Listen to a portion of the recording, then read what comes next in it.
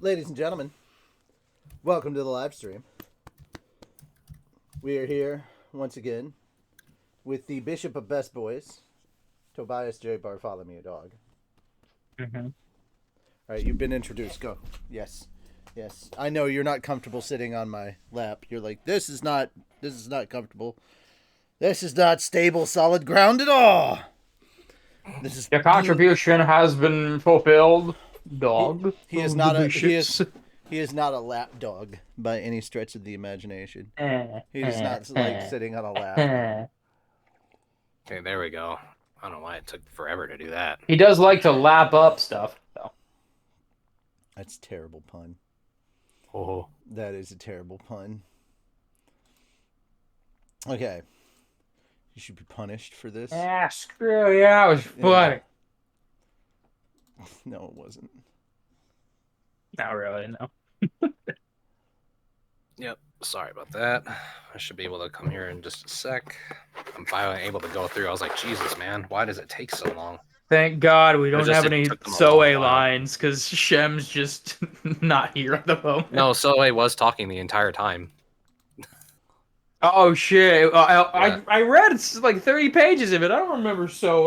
It's all in he Soe. always said stuff. I had it labeled. I like went through and I wanted to go and like label who was saying what line. I like labeled it in Kindle. It's like it's all Soe. I You mean think all that he's not work I did was saying for anything. nothing? Fuck. But his body language isn't written down in the book.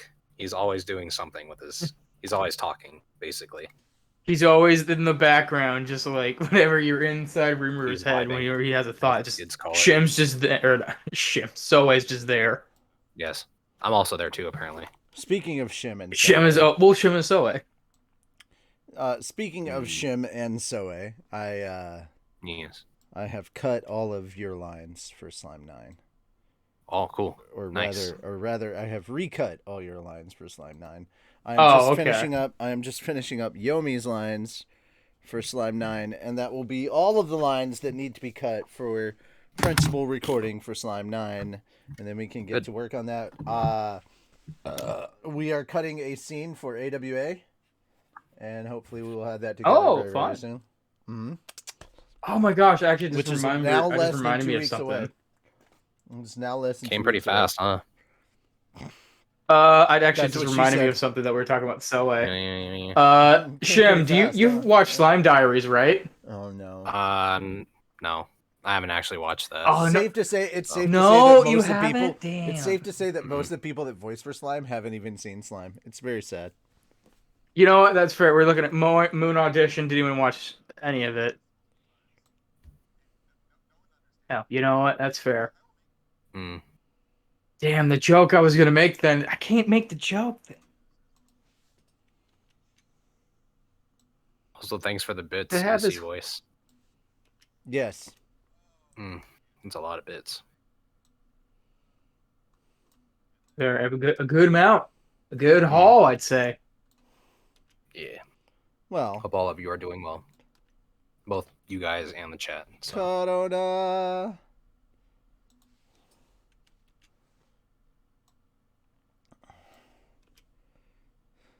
We wish you a Merry Slicer. Yes. I just watched this very adorable cat, so I think I'm good on my energy for today. I watched the trailer for Violent Nights, and it's so Oh, the dumb. stupid Christmas It's thing, so right? stupid, but I really want to see that movie. It's so dumb. It's like see, a the dumb thing is- concept, but God, do I want to fucking watch that movie? See, the thing is, at what least was it the- knows what it is. Right? Okay? If it's a movie is so dumb that it's like, it's funny, that's okay. Like, literally, it's Yeah, Santa I Claus appreciate saying it. But it's when I time take to it hand out some seriously- seasoned beatings. It's like, it's so cringe. It's so Yeah, but- fucking cringe. But God damn it, I want to watch it. Is that like a Halloween movie? No, I don't think so. No, I don't know what it is. No, it's I'm sorry. Christmas. I mean, it's there's Black fucking Christmas. Santa Claus. Yeah. Well, I know, but like considering the time of the year, Mhm. it's a little early. I don't know. They I got put out Halloween a on the trailer brain. for it. It's a trailer Yeah, and for a it's movie that's everywhere. It's coming on out YouTube. I didn't December see the 2nd. trailer. I'm sorry. That's your fault. Yeah. Like I said, I'm sorry. Dude, they put out trailers it's October. They start putting out trailers for movies coming out in around Christmas now. Come on, man. And Thanksgiving too, but Yeah, not yeah. as much. Dude, we are less than a month from Wakanda Forever. Well, Wakanda. Oh yeah, that's true. You know what? That is a very appropriate Halloween or not Halloween, Thanksgiving movie. It's all about I mean, family. I go out to watch movies with my families when on Thanksgiving sometimes. Because, you know, we're full and we're like, hey, you guys want to go out and watch a movie? We're like, yeah. So I know we did that. My it's good family enough did for you. that for Star Wars. Yeah.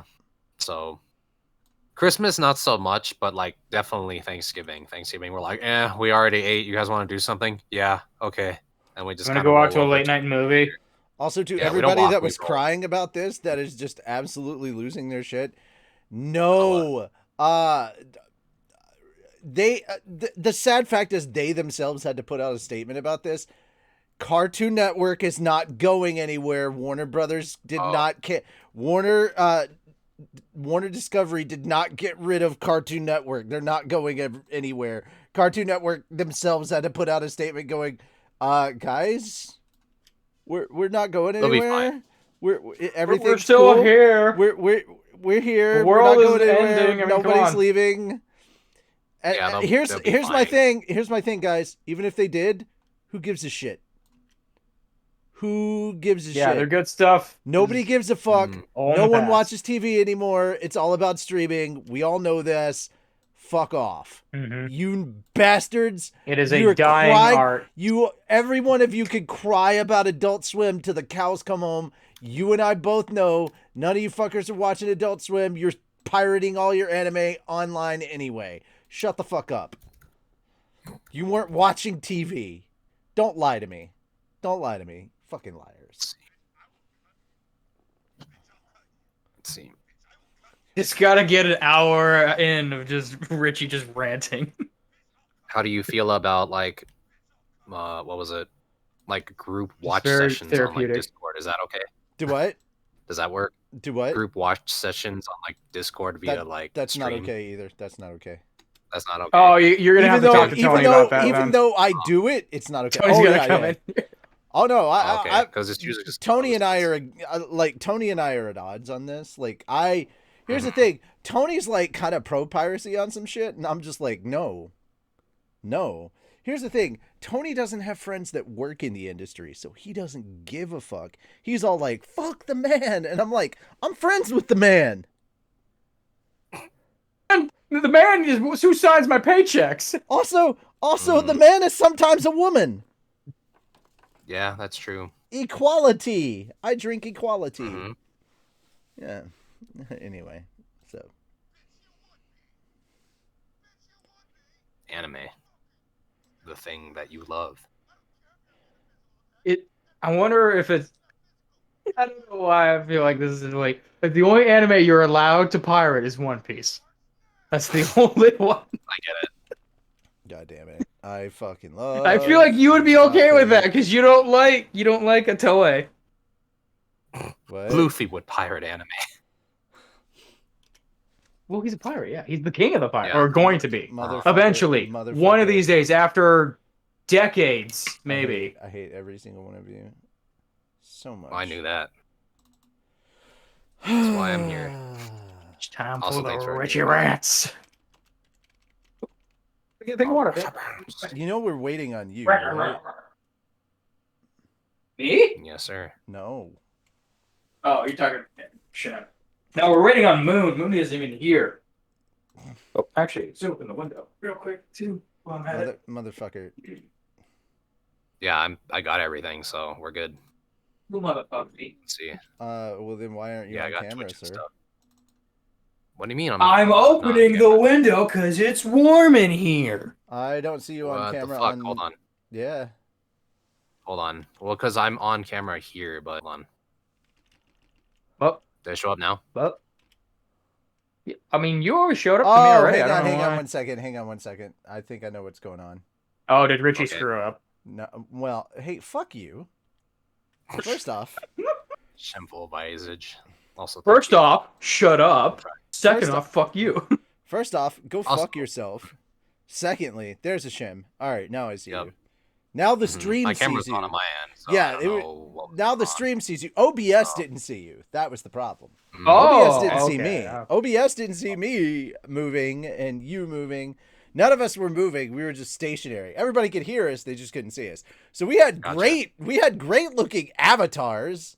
Just nobody could see us. Hell yeah. I had to Mine was edit. Jacko. I had to finish editing audio. If you don't like it, I don't care. Shit had to get done. Slime 9 lines had to be cut, and they weren't going to cut themselves because nobody recorded emo lines this episode. They weren't going to cut themselves. Nobody recorded emo lines. They weren't going to cut themselves. We didn't have any grass. It wasn't going to cut itself. I have emo lawn. It's great. It cuts itself. All right. Oh man. Is it She black? looked like he was eating my leg. Ain't we all? It's where emos usually work. Just a hot topic. I'm sorry. Did you just ask if No, no. Did you just ask if my emo grass was black? Racist bastard. I meant the color, sir. No. I got what you meant. The absence, I or got more what you so meant. the No, no, absence no, of color. No, don't you You're gonna go there. Let me guess. Don't let me guess. you go there, Let me sir. guess. You're gonna pull a Kanye West on me next and tell me that George Floyd didn't die because of a knee to his throat. He died because of like some drugs or some shit, right? You go all Kanye West on me now? I don't know what that is. Sorry. I don't You know. should I don't have a just comeback said to that. E. I don't have a That retort would've for funny. that. E? Yeah, because that's his name now. Yay. You should have just been like Yay. E. It's not Yi. Yeah. No, it's yay. Whatever. Yeah. I don't care. Nobody gives a fuck. Yeah, Kanye West. Dude, Kanye West is such a fucking joke in and of himself. Black grass. Oh my fucking god. No, sir. It can't be You should black water grass. your lawn, dude. If your grass is black, just water your lawn, dude. If it's bluegrass, I'm Holy shooting shit. it. What if it's lemongrass? If it's Lemongrass. I'm fucking eating it if it's lemongrass. I do love lemongrass. So Yeah. If it's it goes Vietnamese lemongrass. Palpy is a Trump supporter confirmed. He would be. He would. He absolutely would. There is no question. Stormtrooper. I mean, he helped me build the outer wall for my Death Star. Yeah. Who do you think built? Yeah. Who do you think helped fund the shields? He would just be like, Who do you, Who do you think helped build the trench? who do you think build? Who do you think helped build the shield generator for the second Death Star? He didn't do it himself though. It's gonna be. It's gonna be a didn't great. fund itself. It's gonna be a great shield generator, best shield generator anyone's ever seen. It's gonna be like the best shield generator. I'm telling you, believe me, believe me. All right, anyway. Where the fuck is Moon? Palpy, I don't know. Palpy asked for a small loan of 1 million credits. $1 million. Should I don't know I how actually much ask for like all your phone numbers? Actually, I guess I could send a message. Like, Let me see. There's a torso light bright. Why you need my? Just in case someone's missing and be like, hey man, we're streaming. Hey man. I want to make a little thing with Palpy and Trump now. Oh, I mean, if you want to. so I Probably don't. do it. No. ah, damn it. We gave you. Fake I mean, I news. could Are probably. you- Anyone could go and do a good Trump voice, I guess. He may have said that he wouldn't be here this week, and I may have forgotten. Just I don't call him out of remember the blue, him like I Moon. don't know. Did we all He forget? might just be busy. Yeah. but- Did we all forget? I think I remembered him saying he wasn't going to be here for Anime Church, but I Yeah. don't remember him saying he wasn't going to be here for the stream. So He might be busy or something popped up or something. It happens. Or he's on a date. Ooh. Well, maybe, I don't know. Could be. anti-space Mexican. Bros before hoes. God damn. That's unfair. Guys, Look, slime, his session ran late. All right. slimes before grinds. That's all I'm saying. Here, you can have this, chat. That's for you. Only It's for you, a gummy bear. Yeah. All right. A single one. You all have to share it. Mm-hmm. Here, you can have the pineapple one. Those Mexicans ones are just convenient. Just give him a. just give him a butter knife. See him try to cut it up. All right. See that? Look what you did. You put up a gummy bear. Now people are redeeming exercises. Yep. It's all your fault. It's all your fault. I know. We're fat. We're fat. Really, really fat. I actually Why would I went to get the gym fat? earlier today. Because bears make you fat. Bears make you fat. I unpaused push-ups because now The winner. How'd you know? These are all edibles. Oh no. You know what? Those Sponsored aren't by those aren't even the proper gummy bears. They haven't soaked in vodka for half an hour. Oh, that sounds like it'll fuck you Jim up. getting high Fuck on me up. gummies. No, those are great, dude. Yeah, man. Have you ever done that? Soaked gummy bears in vodka for half an hour? Those are I fucking haven't delicious. eaten them, but I know the concept. Isn't that what Jello shots are basically? But they're not as fun. No, that is not it. All right. Shows how much I drink. What you do is you take gummy bears, you soak them in vodka for Yeah. about half an hour. Yeah. Right? Yeah. Then you take Yeah. them, you separate them, and you put them in the refrigerator. And you just let them sit that way. And then you pull them out later. And you let them sit at room temperature for about like 10-15 minutes so they get kind of so they go back to their regular consistency. And then they're basically gushers with alcoholic centers. Okay. Gotcha. Yeah. I understand. Like, good. Gonna have to write this down for us later, apparently. No. It's not overly scientific. It's like, oh my God, 30 minutes. 30 minutes in a bowl. 20 minutes in the refrigerator. Then let them dry. 20 minutes in the refrigerator. 20 minutes out of the refrigerator. Consume. Oh my God. I've been told the science is so difficult. It's fucking ADHD the cooking. hour I have to wait before I can eat It's fucking ADHD cooking with alcohol. Oh boy. I feel like that would. Speaking of ADHD cooking, ladies and gentlemen of the congregation, it's 8:40. You just barely gave me enough fucked time it to up. sit down the wrapper. Yeah. Please open your holy books of Raymaruism. Yeah. I'm waiting till you have stuff in your hands. You're fucking waiting. But my mouse? No, he was. Just throw my He was mouse waiting away. until I had stuff here in my little fingies. Like a water or something. Yep. My fingers. No. To chapter 4 of I'm not volume shaking that. 8 of the Holy Book of Rimuru. The holiest of books.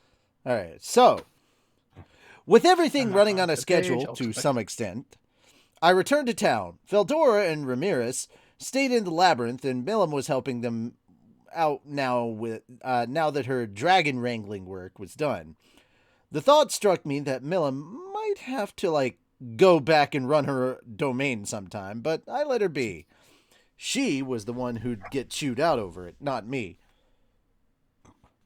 Okay. Looking at the traps I laid, the three of them apparently had some complaints about the areas they were allowed to work out their final touches in. Until floor 30, I really didn't want a lot of traps. It'd be pointless to sprinkle a bunch of dinky ones around. And if they got too sadistic too fast, adventurers would just give up. If they gave up too early, of course, they'd stop coming.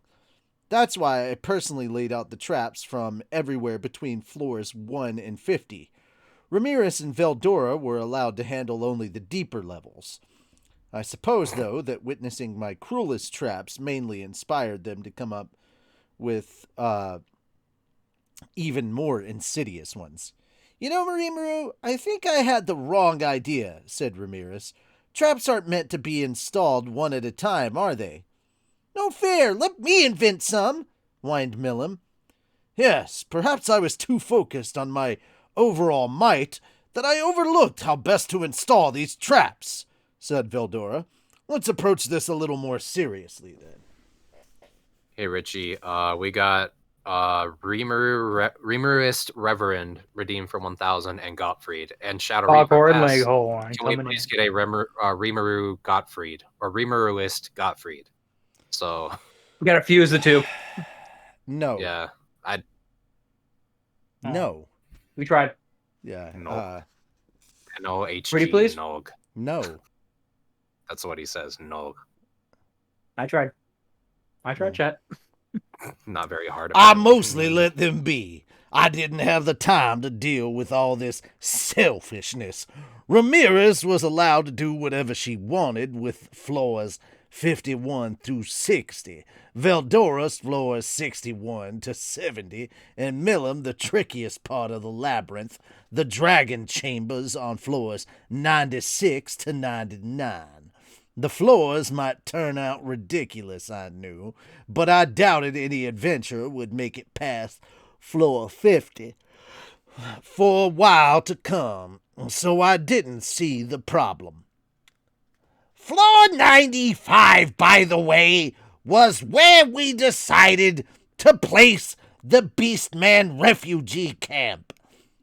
I'd been considering putting some very expensive lodging down there for rest purposes as well.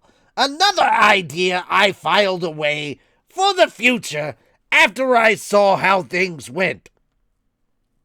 As for the remainder, floors 71 through 94, I left those in their default untouched state for future purposes.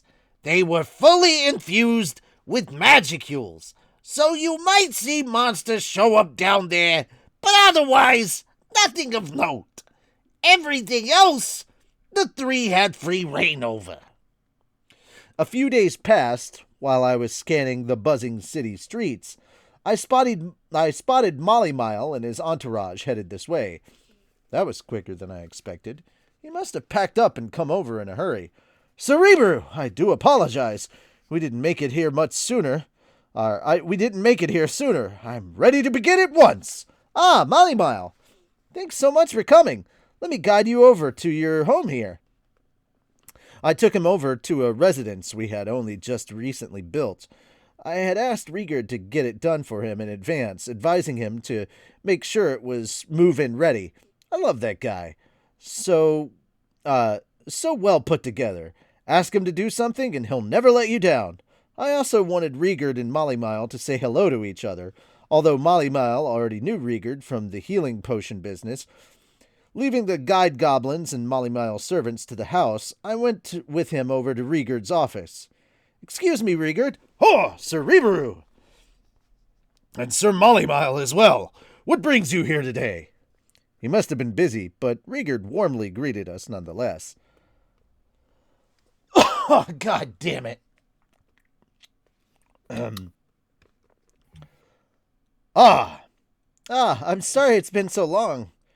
Sir Riegard, your boss, Sir Rebaru here, has always been so kind to me in our business ventures, but today, before I could explain matters, Molly Mile skillfully took over the role. We moved over to the parlor, quickly getting down to business, to defeat the Huns. The state of the arena construction, the lodging on the southwest side, the stalls we'd built around the arena site, and more. We also talked about the freshly built dungeon and using it to attract adventurers to town. So the dungeon is all ready to go. It's not complete yet, but I think we can run it right now without any problem.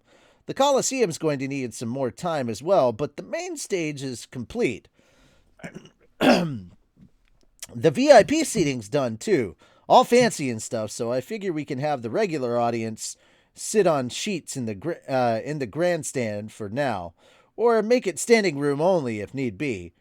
We were short on time, so I had been procrastinating on that issue. The arena structure was still bare bones, but I figured that could wait until Mildo returned.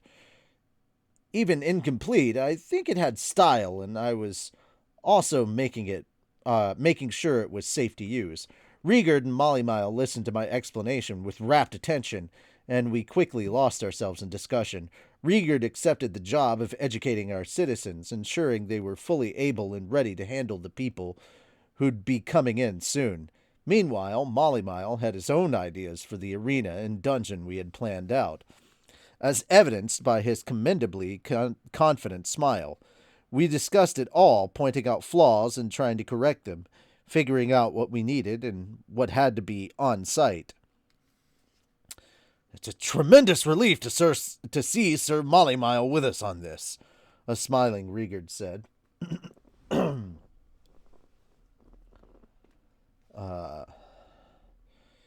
Yeah, isn't it? He's a pretty useful guy, you know? If this Founders Festival ends well, I'm thinking of making him our nation's chief financial manager. I just got a message. This is Moon telling me just got home, had a very rough day, about to jump on stream soon. Okay. Oh. Okay. Sanders got redeemed. God. Blake fell asleep. Good. Okay. Okay. Oh, where am fun. I at? Mm-hmm. This was important to me. This was important to me. I wanted him in charge of our country's finances, so that every monster could have a living wage. Also, I wanted him running our new commerce and publicity departments, doing all he could for Tempest. Riegard nodded at this, promising to personally select the staff who'd work under him. We had been asking the inns along the highway and such to keep track of their own accounts, but this was still an uphill process. Literacy rates had gone up thanks to Vesta, but not everyone could read, write, and do sums yet. If we wanted to keep this nation going, we'd really need people like Mollymile. Riegard, to his credit, seemed to understand that and was accepting to Mollymile joining my administration, and not just because I wanted him there. Maybe he knew that numbers were a weakness of ours. He seemed to welcome him even outside of our current festival plans. That was actually the perfect paragraph to have Sanders read in, too. Mm-hmm. It's all about the money, baby. I don't think they could have timed it any better. All right. I see. That sounds like a splendid idea. No. I still have much to learn, but I promise you that I will tackle our issues with every bit of strength I have. He was sounding modest, but I knew he had his heart set on this post from the outset. He had ambition, and as long as the Founders Festival worked out well, I'd have no qualms about him pointing him to the roles I had laid out. However, I said, you'll still need to perform well for us. The others won't accept you otherwise. Okay. Indeed, replied Riegard, although I am sure one word from you will be enough to convince them all. I'd like to avoid that. Honestly, if anything, I feel like I'm too involved in this stuff right now. Maybe so, and the very fact that non-citizens of Tempest can take top administrative roles will serve as fine advertising. To achieve that, however, Sir Mollymile will need to put up results that everyone can appreciate. You said it. Sorry to put all this pressure on you, but can I count on you for that, Molly? That would be the tricky part. If this was just about strength or something similarly easy to grasp, the monsters would easily be convinced. Diablo was a prime example. When I appointed him my second secretary, nobody complained about that at all. Okay, Shion did. Pardon me. Okay, Shion did, but that's because she can't take a hint. Diablo's strength was undoubtedly second only to mine. You'd have to be silly to pick a fight with someone like that. In other words, when it came to military roles, or like, pretty much Anyone could become an officer if I recognize their talents. If they're strong enough for the post, we're like all good. All right, there we go. Thank God that's over. That wouldn't work with the more bureaucratic type positions. I imagine most governments have expectations and stuff for those posts, but sadly, we hadn't reached that point yet. I'd gladly welcome experienced people like Vester, but again, they needed to put up achievements. Even Vester was still technically just a consultant, a visitor, if you will. I wanted to give him a promotion to an administrative job, but first I wanted Molly Mile to prove himself at this. If possible, I'd like to give... I'd like them both to play a simultaneous role in our new system of government, bringing them on as ministers. But Molly Mile's confident smile banished my concerns. Sir Rimuru, I hope you won't underestimate me that much. Just watch as I satisfy your expectations and make this into a massive success. Glad I could rely on him. He didn't run that underground scene in his hometown with his mouth alone. That brazen attitude put my mind at ease. Molly, you have earned my trust. Make me proud. And even if you do make a mistake or two, I'll make sure it becomes a success in the public eye. Anyone who defies Sir Rimuru shall face the might of my iron fists. Rigard, you can't do that. That's why I want Molly Mile to do well for us, all right? Never fear. I will leave no evidence. You are quite an impressive official, Sir Rigard, murmured Molly Mile. No, please, I mean it. If you do anything, you're on your own, all right? Still, we exchanged dark smiles with each other. Rigard and Molly Mile weren't unfamiliar with each other. I trusted they were comfortable with this relationship. Knowing that helped me relax, and really, I didn't care why people decided to accept Molly Mile's presence as long as they did. Now, to go back to our respective groups and prepare for the Founders Festival. Things were humming along now. That night, this is insanity. This must be insanity. This is far posher than even the grandest lodging in Iglesia. Molly Mile began shouting the moment he entered his new residence. He must have liked the place. I was happy. There was running water, magic-driven burners, baths, and these toilets. Every advanced piece of equipment this town has to offer is available to us. The elated servant's report almost made Molly Mile faint on the spot. Rimuru? Sir Rimuru? Are you sure this luxury is suitable for me? Hey man, this all comes standard in Tempest. Of course, given the servants he brought along, Molly Mile was living in a larger mansion, not your normal kind of place. I had taken note of his residence in Bloomond and made sure we had something similar for him here. There were 10 individual apartments, rooms with small kitchens and toilets. These were linked by a large shared bath and a dining hall, allowing Molly Mile to share this home with a decent number of servants. You needed this, right? This was cheaper than building separate homes for each of them, too. If anyone wants their own house, they're free to save up for one. I couldn't build homes for them all, so I kind of reused a building we had set up for an administrator-level residence. But everyone seemed happy enough with it. The house came at no charge, too. I mean, with all the money I made off Molly Mile, I really couldn't charge him. And that money was gonna keep flowing, too. This was a necessary expense, you could say. A steal, even. Yes, true, but this is the standard you enjoy here? Then what about the more economical lodgings in the Southwest? Yeah, they don't get individual baths in the rooms, but they do get toilets. There's a low-cost public bath nearby, and some of the inns have their own baths for free. I see, yes. You did talk about making this town into some kind of health resort, didn't you? Now it makes sense to me. So you offer this level of services to even the commoners, not just the nobility of well-funded areas. Yes, we certainly can expect some adventurers here. Pretty easy living, huh? Not just pretty easy. This is the best you'd find all around the West. If adventurers can find a steady income in this town, we're gonna have a lot of excitement pretty soon. Ah, right, yes! Sir Reber, what? Molly Mile was shouting at me again. I had no idea about what. That's what the dungeon is for! Well done, Sir Rimuru! Here we go. I couldn't be more in awe of what of you right now. Oh, yeah, definitely. What's he talking about? The adventurers can hunt the monsters in the labyrinth.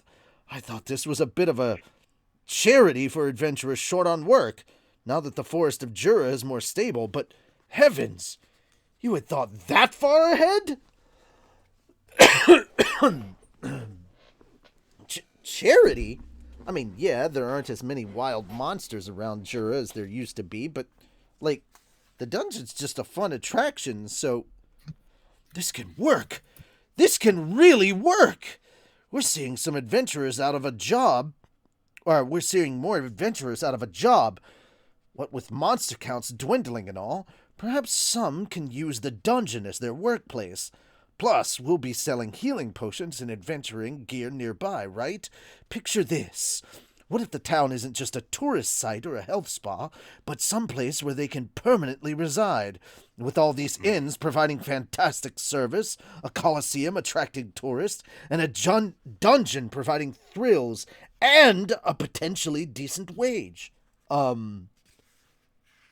that what we built the dungeon for? That's when I messaged you. Yeah. Right there. Right there. I hate to interrupt, but it's like I got so mad at Rimuru when I read that bit. Like, what were you building this for this whole time? Amusement. What was the point then? Amusement. 100% amusement. Rimuru, the same.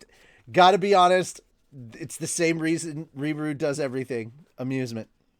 Amusement or entertainment. His own amusement, I bet. Same thing. I did intend to offer money for whatever the adventurers earned in there, but that was kind of like offering buybacks on carnival prizes. But was Molly Miles' line of thinking worth hearing out? Well, Molly, you only just came here today and you already worked it out? Ah, of course, sir. If there's money to be sniffed out, I'd never lose a single coin to you. Hehehe, you're incorrigible. Ha ha ha. Ah, don't be silly. It wouldn't be possible without you. Yeah, Rimuru was literally bored and wanted some entertainment. That's literally how this go. I thought he actually thought of that, and then until Moimal explained it, I'm like, wait, no. Rimuru, no, you're not that stupid. You are the stupid, are you? Yeah. Oh my god. Yeah, he is. How? All right. But thinking and doing are two different things, of course. I was hoping I could leave you to work out the rest of the plan. Oh, would you? I'd be glad to help. I guess the plan was now to let adventurers work in the dungeon, and Molly Mile was kind enough to accept the job. He already had a ton on his plate, I knew. Talk about energetic. But, I didn't think that far ahead, but I totally overlooked the idea of adventurers living here. To me, the dungeon attraction was kind of a gamble. Maybe some customers would make money off of it, but the majority would leave with their wallets pretty thoroughly emptied. But have a permanent group of adventurers hunt monsters in there? There's no stopping Molly Miles' imagination, huh? I love getting his insights. That's because Rimuru doesn't think more than just like 2 steps in front of his face. It's so bizarre too, because like it literally feels like you don't even have to stay. It's like, oh, this is kind of like unspoken what's gonna happen, right? That's kind of what we think, and it's like, no, Okay, he wasn't. All right, Shem, you're picking up from where I am. You have the next 30 minutes. Okay, hold on. That's how we're doing it now. I'm just giving people 30 minutes. Go. Okay. Yeah. I guess the Unlike forest creatures. Yeah, that's where we're at. Forest creatures. Yeah, sorry. Just a little bit back. Unlike forest creatures, there was no chance of overhunting and wrecking the ecosystem. Much better, really, to have the hunters cull the monsters' numbers before they multiplied too much, than buy the materials they harvested from them. With Veldora around, there was no need to worry about where the magicals would come from. Hi. Literally, you could build a whole fucking economy around this. Yeah, that's the thing. Around this dungeon, a whole goddamn economy. It's understated just how big. I don't know specifically where we are at the moment. Unlike forest creatures, is yeah. the Yeah, just search that. So That's Were where you you'll reading on have to Kindle look. or are you being reading on Bookwalker? He's on Bookwalker. He's on Bookwalker. Okay. You and I Yeah. are They on probably have like a Kindle, search Shem. function thing, but yeah. Anyway. I'll find Yeah, it. unlike forest creatures, yeah, that's the thing. With Veldora around, there was no need to worry about where the magicals would come from. The monsters would be constantly replenished. This actually might be a brilliant idea. It'd give adventurers money to go spend around the city and help fill Tempest coffers, which would allow us to provide more support to them. We could process the materials they hunted for us, and I suppose we could even export them to other countries. Magic crystals could be shipped off as is, although we wouldn't export them all. We had our own uses for them. Maybe this would be the tipping point that made the Free Guild build a post in town, too. We could give them exclusive rights to the dungeon business so we weren't in competition. And if they paid the adventurers directly, I thought, that would also open access to foreign capital for us, capital we could use to import goods from other nations. With imports cut off from Eurazania at the moment, I wasn't sure the produce and grains we farm would be enough to keep the adventurers full, so some imports might become necessary. Besides, I wanted Tempest to become a trade hub. That was part of the idea from the start, and I needed to think of ways to move larger amounts of goods and money around. There were plans in my mind. That was why I made sure the highways were designed to be pretty wide after all. We'd paved only half the width of the roads, and the other half was bared earth. I planned to put rails down on that land someday, and with the rails would come freight trains. After that, I suppose it all comes down to advertising. Molly Ma pulled me back down to earth before I floated off too much into fantasizing about my dreams. No need to go too crazy yet. It'd take time to develop rails, much less the trains that run on them. First, we needed to pull off this massive party without a hitch and make a good impression on the world. You're right. This isn't advertising exactly. This is him. You're right. This isn't advertising exactly, but I've sent out invitation to world leaders. Journalists from several nations are working with me as well, so I think we should see a pretty decent turnout. Oh, good to hear, Sir Rimuru. I was just thinking that we'd best start negotiating with royalty and nobility before the winter thaw, if we want them to join in, but you've already planned ahead, eh? In that case, I'll contact the larger merchant operations I work with and let them know about the festival. Did you do that? Certainly. I'm already prepared to, in fact. I intended to send out messengers once I scoped out how things were in Tempest. Molly Ma grinned at me. He was so useful. Ah, my hat goes off to you, Molly. You never leave a single stone unturned, do you? I could say the same of you, Sir Rimuru. The foresight you've shown with all of this is a far cry from anything I could ever manage. Another exchange of knowing smiles.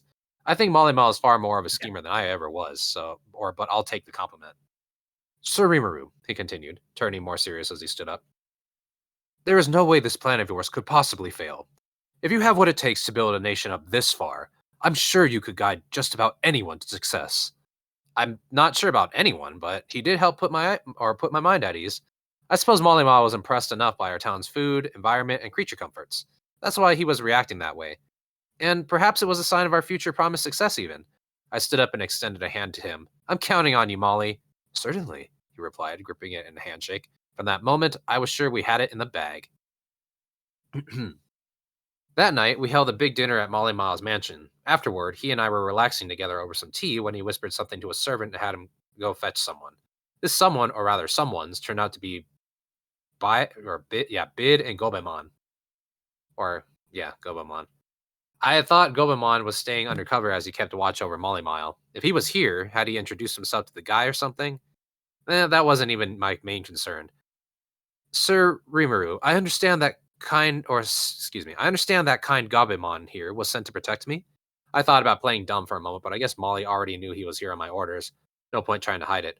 Well, yeah, but Gobemon, what's up with your arm? I kind of had to ask. Half of his right one was missing, ending at the elbow. Sir Rimuru, my sincerest apologies. He knelt down, head virtually to the floor. I made a terrible mistake and exposed my identity to Molly Mile. This arm was my punishment, you see. I turned to Molly Mile for some kind of explanation. Now, Gobemon, go on. Lift your head up. Have some tea to calm you down. He sat Gobemon on a seat and offered him tea from a servant. Once we were all in place, he turned to me and went into the story. Jesus Christ. Turned out that Molly Mile had indeed... Yeah, it is Gobemon. Like that. Been attacked several times since our meeting. Molly Mile, being no fool, ordered Bid and the rest of his security detail to redouble their efforts. But there were a few close scrapes that were foiled thanks to the assistance of an anonymous bystander, Gobemon. I knew we weren't gonna get away without hearing a fucking Gobemon joke. I'm sorry. That's Fucking... I don't know if that's actually how you say it, but Gobemon is I just blame nice. Moon for being here. Praise Arceus. Praise Arceus. Praise Arceus. Praise Arceus. A toast to Praise Arceus. Yes. Moon, I missed you. let me I see. missed you. Which We I don't weren't know what able to you're do drinking. I'm assuming Arceology it's not a today. drink. Yeah. Yeah, it is good to Yeah, see I'm you. sorry. Also, I've had a very rough day. We'll get into it after. it's- We'll get into it after the stream. Yeah. Mhm. I got you. Let's see. There were considerably more assaults than I had planned for, and I guess that's how he got spotted. Molly Mile apparently figured he must have been with me and kept pretending not to notice out of politeness. And then it happened. Viscount Kazakh, whether he lost his temper or whatever, decided to get serious. So I left my business to a trusted associate and left for this country. Once I reached the highway, I assumed I was safe, but nobody would try to touch me, but the highway was full of adventurers, traveling merchants, and patrolmen. I had teams clear the roads daily and keep them free of snow, so the winter hadn't slowed the flow of people much. An attack in such a well-traversed area was unthinkable, and even if it happened, our security team would be right on the scene. Someone like Molly Mile, who traveled the highways frequently, was fully aware of that. But as if to prove his confidence was misplaced, his party came under attack at a village near the far end of the highway. A village? Or a village? You mean the one where Bid where Bid and I first met? Yes, the very same, Sir Rimuru.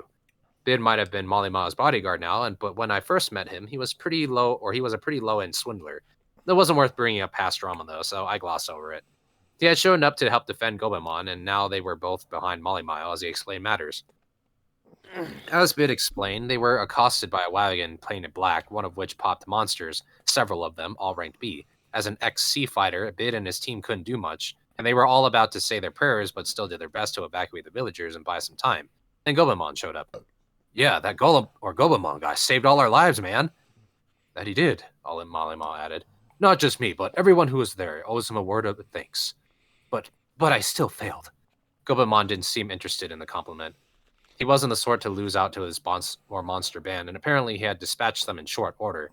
He then attempted to capture the criminal leading them, only to go eye to eye with a basilisk, a B-plus threat. It spewed petrifying gas at Gobemon's right arm, and he hurriedly amputated himself before it spread any further. That brought back the black wagon enough time to speed off. Failed? Meaning you didn't catch the guy behind it? Yes, but I let Molly Mile notice me. That's what he was talking about? I don't really care about that. Your bodyguard duty was the more important thing. Plus, fix that thing, dude. I extracted a potion from my stomach and attempted to hand it to Gobemon. He bit his lip, refusing to take it. No, this injury is the result of my inexperience. I was unable to defeat the basilisk by myself and compelled to seek the aid of Bid and his team. It was terrible of me. And while missing an arm presents its difficulties, it will grow back over time. What a stubborn goblin. Or proud, I guess you could say. But he was trying to do way too much by himself. Gobemon, are you embarrassed that you needed Bid's help? Well, my job was to guard Molly Mile, but I exposed him to danger instead. Hang on, Gobemon, you're misunderstanding this. Am I? Yeah, you're trying to do everything alone. That's the difference between you and Gobta. That summed it up, really. The ability to work with the people underneath them. Gobta never tried to do all the work himself, even when fighting powerful monsters. He was always issuing commands to his team. For the easier jobs, he barely even lifted a finger. Or maybe he was just deliberately being lazy, much of the time. But in terms of encouraging growth, yeah, it's true. but Gobta But 100%. he's being compared to Gobemon. Yes, he is though. But he is a lovable goblin, so he's fine. Imagine if Vegeta was being compared to Gobta right now. I just lost my arm. Yeah, I mean he's done better than you apparently. Ouch. He's the Goku. That's literally He's the Prince of all Vegeta. Saiyan. That's literally Vegeta. Well, it is. It's Vegeta with his broken arm being compared to Goku. It's true though. My You pride. dumb bitch! Pride. I've only got one broken arm. this guy. Yeah, exactly. Good. All right. Continue. With Gobemon, if a straw monster reared its ugly head, he'd leap right in front and try to fight it. I could understand his line of thinking. He was talented, so this would make things faster. But doing that accomplished nothing for the rest of his team. And what if Gobemon fell? And leave his troops defenseless? I'd be deeply concerned about their chances of surviving the encounter. That was the reasoning behind Benimaru's evaluation, and that's why I wanted Gobemon to learn how to rely on others. Molima was great at handling his people, and I thought using him as an example would help Gobemon grow a little. That's exactly why you need to learn how to trust in your friends more. I'm not saying to throw them recklessly into danger. I'm saying that you need to conserve a little bit of your strength and give them a hand if things get hairy. I, everybody knows how strong you are, but that's not enough to lead a unit. Gobemon hung his head, and I took the opportunity to throw the healing potion at him. This fluid spilled all over his right arm, which visibly regenerated before us. Gobemon, I want you to stay with Molly for a while. You can train Bid and his men if you like, or just chill out and relax a bit. I doubt Molly needs anyone to guard him in town, so take a moment to reevaluate yourself a little, all right? Lord Rimuru. Because, I mean, none of us can really do anything by ourselves, okay? I think you learned that with your mistake there. Just think about what you should do next time, and you'll find the answer, okay? I smiled at him, took the katana off my belt, and presented it to him. He froze, eyes wide open in surprise. Take it. But, my mission. Look, you got Molly here in one piece, all right? All right? I'll be expecting even bigger things from you now. Treat this sword as a mirror into your heart, and use it every night to try looking into yourself. If Goemon could get over his arrogance and pride, we'd be able to rely on him more than ever. Yes, sir. Your loyal servant Gobemon shall live up to your expectations. There was fire in his eyes. He always was a goblin of ambition. Giving him a goal to strive for should make the growth process go faster. I was sure he'd live up to every bit of my expectations. All right, Molly, you mind taking care of Gobemon for me? I don't mind one bit. I was just about to ask you the same favor. Bid, we've got Sir Rimuru's permission. I hope you're ready for some training from Gobemon. Looks like he was already welcome on the team. Gobemon was now a sort of house guest of Molly Miles, free to do whatever he wanted. Once I left the mansion, I looked up at the night sky. The assorted constellations up there were twinkling bright, although none looked like what I saw on Earth. I wondered about that attacker, though. Was it really Kazakh behind that? I doubted a nobleman on that level of a Viscount had the resources to stage an assassination attempt with multiple monsters. And B rankers were one thing, but B+? It'd be impossible to tame one of those guys unless you were some kind of tycoon from a wealthy nation. Wait a second. If you wanted to tame a B+ monster, would money be enough to achieve that? Understood. Thegus, a summoner, rated A-, once summoned a B+ lesser demon. It is not out of the question for someone to tame a basilisk. Ah, summon magic could do the trick, huh?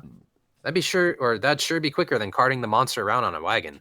While Shuna's barrier kept external magic from entering town, the highways were wholly unprotected. Better beef up our security, I whispered to myself as I set off.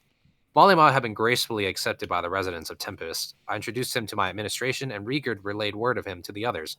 But really, it all went surprisingly smoothly. Looking at the way he worked for me after that, I could see why nobody was complaining. In no time at all, he had a firm grasp of the people and resources he had on hand, delegating duties to both man and monster. Between them and the servants he had brought along, he had a full organization set up in no time whatsoever. Capable people are just different like that. As he managed this new company of his, Molly Mile used his connections to send out invitations to VIPs worldwide. Powerful nobility from the inner countries, the wealthier merchants from each key city, the movers and shakers all over the Anglasian capital, that kind of thing. Once the snow melted, the Founders Festival was going to be even larger in scale than I had first envisioned. Of course, his organizational skills were also pointed in other directions. The performances for our new theater, the formats and rules for our arena battles, the admission fee to the dungeon, along with prices for the items that we sold there, inventory and sales approaches for the stalls around the arena site. I was shocked this was a first for him. He seemed completely in his element as he arranged all this. I introduced him to Veldora, and he agreed to work out the guy's hibachi grill concept with him. I definitely made the right choice. Out of all my crazy ideas, I mean, gotta have that, man. Come on. Hiring him was probably the smartest one. Without his talents, there was a pretty high chance the whole thing would have crashed and burned. No way I'd ever be this nimble with things. I was lucky to run into this guy, and as I watched him do his magic, I couldn't help but feel exhilarated. Star. You don't care about stars. You keep going. That's right. Sorry, I was just saying. Time sure flies sometimes, doesn't it? The whole town was in a festive mood now, the streets alive with energy and enthusiasm. Arena construction was proceeding well. Gubq was coming up. Oh, good. Gubq was proving an excellent foreman, and everything was still on schedule. Mildo, the youngest of the three dwarven brothers, was also back from his break and adding his own touches to my blueprints. Now there was an aesthetic, even artistic value to the structure. He was a real artist, indeed, and I sure wasn't, so this was a huge help. I was sure it'd be more than enough to wow those jaded nobles. Plus, Mildo's touches even looked like they'd be done in time for the first battle tournament. Molly Mal's staff also had their stalls open, selling to the workers in the arena for practice. This was going well too, generating business at a pretty decent clip. Neither of us anticipated any problems, which was a relief. The dungeon, meanwhile, was in Ramirez's and Valdora's hands. I wanted to be more involved, but I was rapidly running short of free time. Now, the various leaders of the Forest of Juro's monster races were assembling in town to celebrate, or maybe probe into, my new title. We had a series of audiences with each contingent scheduled across several days. They wanted to declare their fealty to the Demon Lord in hopes of obtaining protection in return, but if they saw that the Demon Lord didn't have that kind of power, they'd no doubt bare their fangs at once and start rebelling. Under a powerless Demon Lord, there'd be no prosperity, only a straight downhill road to oblivion, and they knew it. Taking action to avoid such a fate was a matter of course. Until fairly recently, the whole of Juro had been protected under Valdora's absolute, irresistible power. That made the forest an impregnable fortress, but now it was under the rule of a new Demon Lord, a freshly ordained one, whose priorities and policies were still a question mark. That unnerved any of the monster leaders, I was sure. So, here I was, in the audience chamber we set up, being enshrined on my little platform in full dress. As a slime, it made me feel like kind of a table decoration, a conversation piece laid out on a divine altar. I mean, is anything but. Well, no, when you see the picture, you'll understand why. Oh, I already saw it. I suggested just putting one of my replications up there, but my team of advisors just smiled and said no. They had a knack for working together against me at times like this. My only guess was that they were using odd communication to talk to each other behind my back. So I let them do what they wanted with me, bastards. and they called me up. Bastard. Those bastards. Yeah. So I let them do what they wanted with me, and they dolled me up. It was so much that I couldn't even move. They even prepared special slime clothes for this day. It was exhausting. Several outfits changed daily for me, or maybe evening, or even evening, morning, or maybe even morning, afternoon, and evening. I stopped paying attention. Yeah, that would suck. I wish they'd knock it off, but they kept talking about how I had to strike a dignified pose, which indicated to me that my slime form didn't look dignified at all. Ah, well. Everyone participating in this presentation ceremony was dressed like they were members of a military honor guard. Let him be in human form the whole time. Yeah, I mean, he's Rimuru. He can do what the fuck he wants. Mm-hmm. Every button was polished, not a wrinkle in sight. The pressure was intense, and in the midst of this oppressive atmosphere, Rigurd and Rieger, just as smartly dressed, were dealing with the envoys. I looked down at them as instructed to do without saying a word. Me speaking would ruin the effect anyway. I'm just saying, leak out a little bit of Lord's ambition and tell them that fuck it, I'll do it in human form. Then they all have to shut the hell up. Yeah, it's the fucking cocky.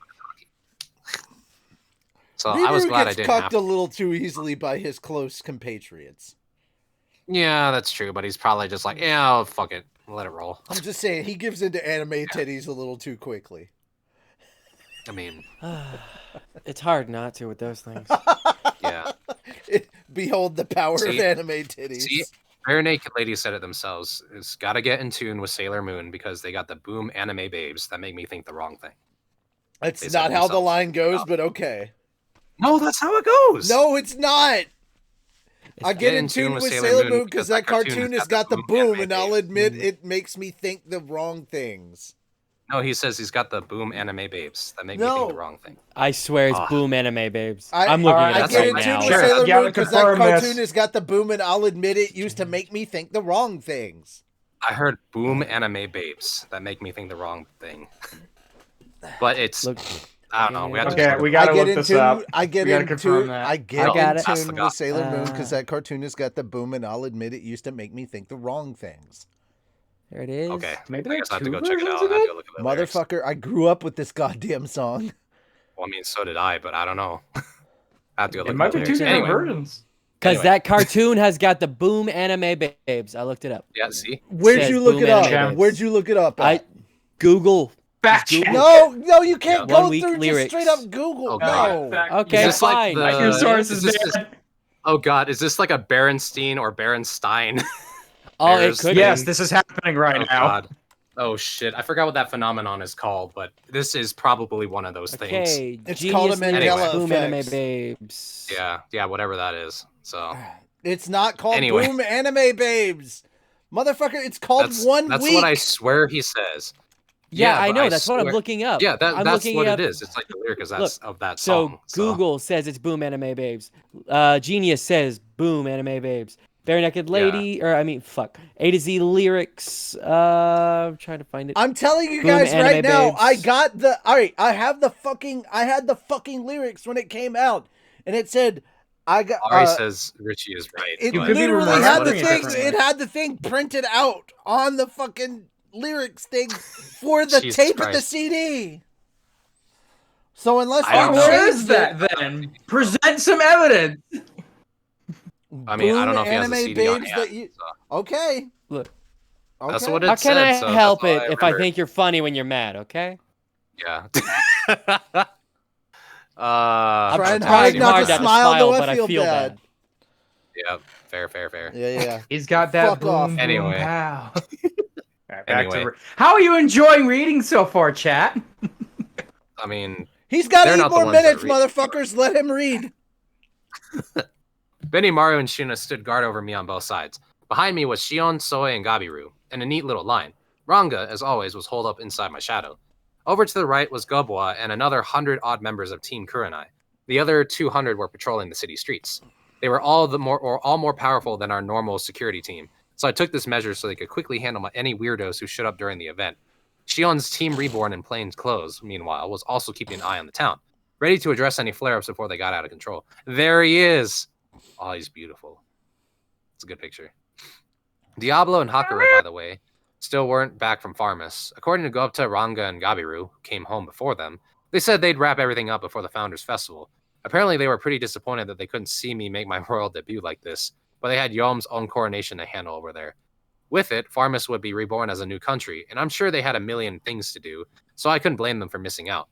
Even Diallo was showing up here only on rare occasions, and Hakuro didn't have access to spatial motion, so I hadn't seen him at all lately. I definitely need to thank them once they're back. I wasn't the only one suffering right now. It was also tremendously embarrassing, but I resolved to put up with it and get the stupid, exaggerated, bombastic presentation ceremony over with. What was funny was how each of the monster races reacted to me. I had nothing to do, so I sat there like the conversation piece I was, and looked down at the assorted monsters giving speeches. Generally, the monster reactions were divided into 3 camps: worship, observation, or fear. On the observation side, there were a few people who openly looked down on me. The new guys from the other side of the Great Ameld River were particularly notable on this front, but it was no problem. Show off some of my strength, and I'm sure they'll acquiesce to me.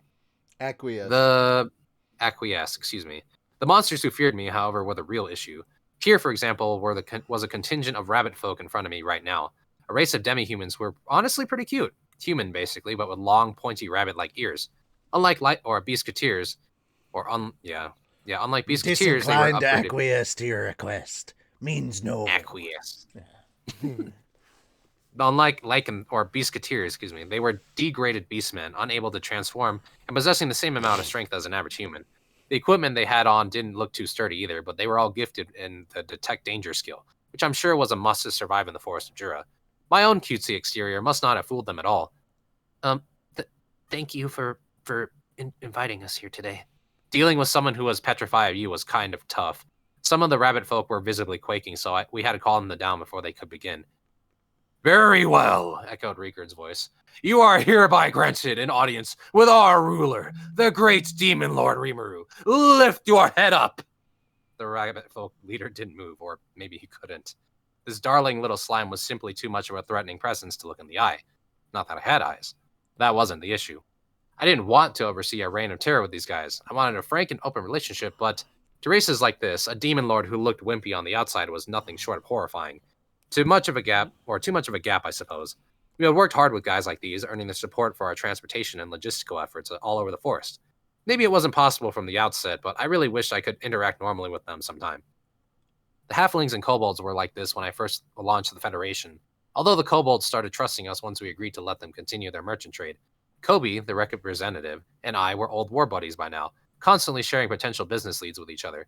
These rabbit folk were equals to me, and so was every other weaker race in the forest. I just have to stick to my guns and try to explain that I didn't value my citizenry strictly on their ability to fight. Maybe they wouldn't believe me at first, but we could work it out. So I sat looking at the twitching ears of the rabbit folk kowtowing to me, excuse me. There is nothing to fear. Sir Rimuru is a fair and generous leader, one who says he will treat everyone in this domain or in his domain as equal. Please, feel free to share a few words with him. intoned Rigurd. The representative finally held his head up. He was young and fairly handsome, but there were deep rings under his eyes. Out of overwork or nervousness? Oh, great demon lord Rimuru, please accept the sincere loyalty of the rabbit folk. I gave him a firm nod. It seemed to relieve the guy. I could practically see a literal weight lifted from his shoulders. See? Rigurd beamed. I told you, there is no need to be nervous. I've actually brought my daughter along, but she got so restless once we entered town, I'm afraid I've lost sight of her. Yes, the whole town's in a festival frenzy right now. I can imagine a young girl would let her curiosity get the better of her. This is so embarrassing. I let her out of my sight for a single moment, and she runs away to who knows where. I had wanted to leave her behind in the village lest she offend Lord Rimuru, but she insisted. This leader must have been panicking about his daughter causing some kind of ruckus in town. So all those nerves weren't just from him being in awe of me? That's good to know. I didn't want the weaker races any more scared of me than they already were. But a young rabbit folk girl, huh? A pretty lass with rabbit ears would be a sight to see, I bet. Hopefully I get the chance. As I thought over it, I began speaking a bit more honestly than I perhaps should have. If she's that curious, then she must be taking in all the trends and different things around here, isn't she? I bet she'll make a wonderfully reliable successor to you. That direct compliment from me visibly moved the leader. Such kind words, my lord. If I have the chance, I would be delighted to introduce my daughter from Framia to you. He bowed to me. It seemed like we had broken the ice a little. Rigurd then briefed him on political matters a bit, and they agreed on the spot that the rabbit folk were officially part of my domain. He bowed several times again, before finally leaving the altar. Hopefully, I thought as the next visitor was brought to me, this will show people that I'm not such a scary guy. This visitor kneeled before me, turning an eye towards the other monster seeking an audience. I knew this guy. It was Abiru, Gabiru's father and chief of the lizardmen. Seeing him reminded me of the good old days. That's good to see him. That's cool. Or it would have if he didn't look virtually like another person by now. He had transformed into a square-jawed warrior in the prime of his life. Giving him a name must have evolved him to this point. To a dragon newt, one far closer to humanoid than before. Gabiru sure didn't change that much, but Sokka had gone almost entirely human. So maybe it would depend on what the individual wanted. It has been far too long since we last spoke, Sir Rimuru. It pleases me greatly that you have risen to Demon Lord, the status of Demon Lord. And all of us are... Abiru was acting oddly stiff. He was probably more on the worship side of matters. Gabiru himself said the Demon Lords weren't that worth freaking out about. He already should have known that I was, or what I was like, so why all the nerves? I tried to be informal with my response. Hey, Chief. Good to see you again. No need for formalities here. We're all part of the same federation, right? Keep up the good work. Benimaru snickered, and Shuna sighed at me, but I didn't care. It is not that simple, Sir Rimuru. As a demon lord, you have grown into something extraordinary. You are not only our lord, but the de facto ruler of the entire forest of Jura. As always, Abiru was too serious for his own good, but that's what I liked about him. All right. There aren't any other races in this chamber we're in right now. You don't have to be all nervous. Your son, Gabiru, is working hard under my leadership. He's become a full-fledged part of my administration. I couldn't have done this without him. I decided to name-drop Gabiru to ease the tension a bit, reminding Abiru of his son and indirectly hinting that he ought to let him back into the family already. There's no phasing you, Sir Rimuru. So that no good son of mine has been of service to you. He's such an incorrigible fool, so he must have noticed my intentions. The fact of the matter was, Gabiru had still been kicked out of Abiru's family, so he must have thought it improper to ask his son or how his son was doing without some kind of prompting. Now that I brought him up, that wasn't an issue. I could already see his usual bold attitude coming back. Incorrigible? Hardly. I'm having him lead our research and development department, and he's doing an excellent job for me. Aren't you, Gabiru? What? Yes! Gabiru, meanwhile, was frozen solid. I like to imagine he's like eating or has something in his hand, like, huh? Blushing all this way back to his ears when he was suddenly expected to join the conversation. His voice cracked. That stupid kid of mine. Okay, stop. Yeah. It's 9:30. Oh, gotcha. Yep. It is now Sonic's turn. Mm-hmm. Good. Yeah, drink. Water. Yo, swig of water. Oh, swig of water. All right, so you got half an hour. Go. Mm-hmm. All right, you have half an hour to butcher the English language. Yes. As Gabo continued to work himself into a panic, I unleashed just a little Lord Gabi? Gabiru. It's spelled differently here, but really? Yeah, Gabriel is actually son of a Gabiru. bitch. Yeah. So it's a guy again. It's another guy. Damn it. It's actually You can't put that one on me. That's not fair. Yeah, it's weird how they do that. It's Gabriel, it's Gabiru, and Abil becomes Abiru. How it's okay, real talk. I thought Abiru was a joke. I thought when he was saying that he was okay. There's some joke I'm not aware of, but whatever. No. That's their names in the anime. So we're just we're calling them by their actual anime names. Yeah. Okay, that's fair. Gabiru and Abiru. So, yeah. Okay. As Gabiru continued to work himself into a panic, I unleashed just a little bit of Lord's ambition. That was enough to turn everyone's attention back to me. Abiru, chief of the Lizardmen. Though I may be a demon lord, I request your continued support as a member of my federation. It shall be done. By the name you have given me, I will never forget my allegiance to you. He bowed down, head nodding deeply to me. He was the classic noble warrior, and he looked the part, even in this strictly formal setting. I nodded back, then glanced at the still panicking Gabiru. He can't be so dense. He could be so dense sometimes. I guess he didn't see what that glance meant. I'm sure it wasn't because I was in slime. Excuse me. I'm sure it wasn't because I was in slime mode and didn't have eyes either. Rigurd, exasperated, jogged over to Gabiru and whispered in his ear, Sir Rimuru would like you and your father to speak to each other privately. If he doesn't let you back into the family now, you won't have another chance for quite some time to come. You realize? And having an... I don't know what happened. And having an extrained... extrained? I don't know. I'm blanking on it again. Damn it, butchering it. Son, accompanying so many great things, put Sir Abiru in a delicate position too, no doubt. Nice one, Rigurd. Way to perfectly understand what I meant. Unlike Gabiru here, the step-by-step explanation finally shook the fog out of Gabiru's brain. He saluted me, still a little flustered, and accompanied Abiru out of the chamber. Next up were the assorted High Orc tribal chiefs, each with a little entourage along for the ride. They must have trusted me enough not to bring guards in. The entourage were composed of children and grandchildren. With their food situation much improved, life had plainly gotten a lot easier for them. They were fathering children now, and these children were themselves High Orcs, which surprised and elated them so much that they wanted to show them off to me. Well, why wouldn't they be High Orcs? Apparently, that wasn't as much of a given as I thought. Normally, they'd just be regular orcs. The mutation into High Orcs was seen as a one-and-done kind of thing, generation-wise. With birth rates going down among them, they'd be able to devote more time and effort into raising each one, I imagine. I wanted to be sure of that, so they become the next generation of manpower for us. Children really are treasures. Thinking of it that way, a fact that remains true no matter what world or species you're talking about. I was a little concerned about how their names were being passed on, but apparently it was going well. I had given those names almost at random, but I guess they all sounded naturally enough to them, so great. It's all about getting used to it, I suppose. Call someone anything long enough, and it's bound to stick.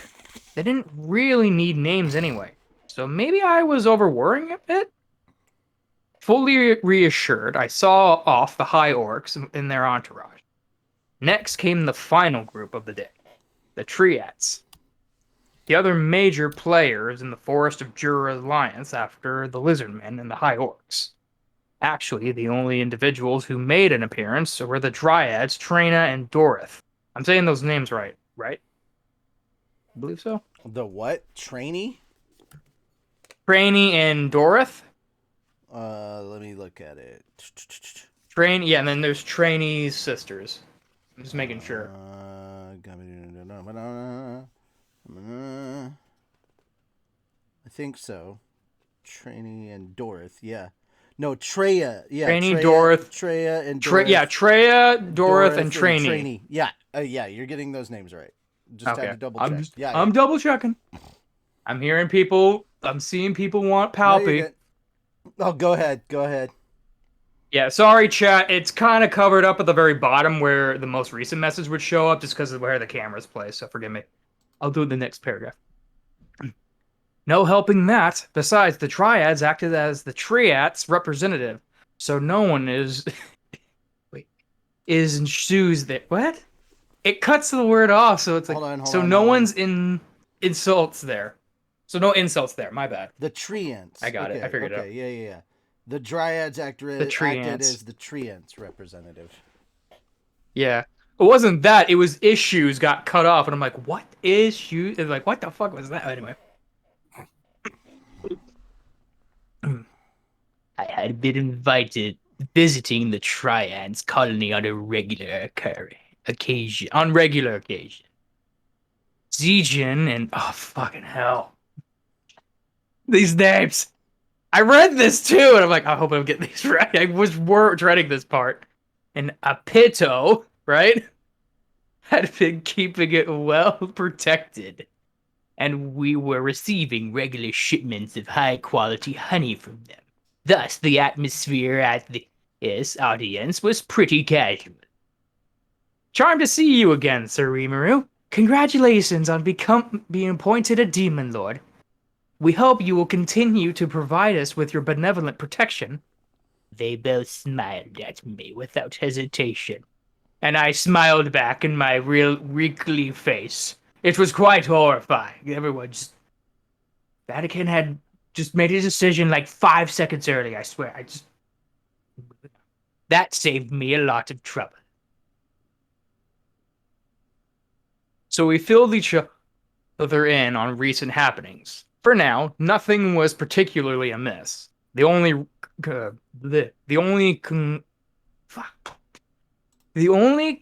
concern to report was the thinning out of magicules around the forest of Jura, which may transport a tad inconvenient. Damn it. Something in my throat there. Dick. Yep, making the joke. Moving on. They both looked exactly like Trainee, and I could feel vast amounts of magical force in them. But apparently, they were still affected by the lower magic concentrations around them. In fact, Dorith did look a little thinned out to me. I didn't think that far. That's probably the magic barriers along the highway doing their work. Better think of something for that. Oh no, it's not that serious of a problem. We sisters use magicules to form the magical bodies you see before you, and they are merely more susceptible to the barriers is all. But outside of that, Sir Rimuru, we have important matters to discuss. They didn't see it as important. Very few creatures around Jura would be affected by magical concentrations like that. Dryads and Triads among them. Thus, since they were the last people I was seeing today, I offered to continue our talk in a private room that night. All the dots. The moment I entered the room, the two spoke in unison. So what we want to talk to you about, we wish to serve the beautiful fairy queen just as our great elder sister does. You know, now that I think about it, I don't like that fairy queen name. It was overblown. Way too fancy for such a teensy little thing. And beautiful? I recall the smiling Ramirez in my mind. No way, not beautiful. We were picturing totally different things. I was pretty sure about that. If Ramirez was beautiful, you could describe Shiznu, the base of my own looks, as a goddess. I am used to it by now. But even I was a bit taken by my own appearance in the past. Benimaru and Shion, who joined me in there, seemed to agree with me. But Treya and Dorith paid them no mind. This is not just our opinion, but that of all the Triads. And we hear that in this very town, Lady Ramirez has built her residence. If so, we can only hope to be with some. Sorry. If so, we can only hope to be of some service to her. In the uniquely sequential manner of speaking, they begged me to let them serve Ramirez. If they had already requested a different master, that'd make it hard to ask them to serve me. I suppose. Besides, Trainee, their big sister, was already Ramirez's. I had no real reason to be opposed. Want to ask her? What? Is that all right? The reaction was swift and forceful. So off we went to Ramirez's place, where we found Beatrice silently working and Trainee falling over herself to cater to the fairy's whims. Man, Beatrice must have it pretty tough. But as I thought that, Lady Ramirez, you are so ravishing. As beautiful as always, and so elegant. The perfect master for us to serve. Just as before, Treya and Dorith were crying their eyes out over her. Trainee just nodded in response. Wasn't sure who they were talking about at this point. Elegant was the last word I'd use to describe her. Did you hear that, Ramirez? Oh, sorry. Did you hear that? Ramirez huffed, tossing her head. Hey! Did you hear that? Better not look down on me any longer, you hear? Man, shut up. Now she was flying all over the room, lording over us as best she could with her size. Well, everyone likes a compliment, but judging by this, the answer to the Dryad's question seemed pretty clear. Well, Ramirez, I think all the Triads want to serve you, too. Not just these two. Huh? But Ramirez gave me a hesitant look. I suppose she still felt like a freeloader in my city, so I threw her a life preserver. How about we have them move into your labyrinth? We moved the beastmen camps without breaking a sweat, so it could be much harder to move the Triad colony? Or did the distance involved create an issue? I felt like she said she could build a corridor into the maze from anywhere she wanted. Are you sure? She beamed, nodding at me. In that case, I'll head out. Well, as soon as tomorrow.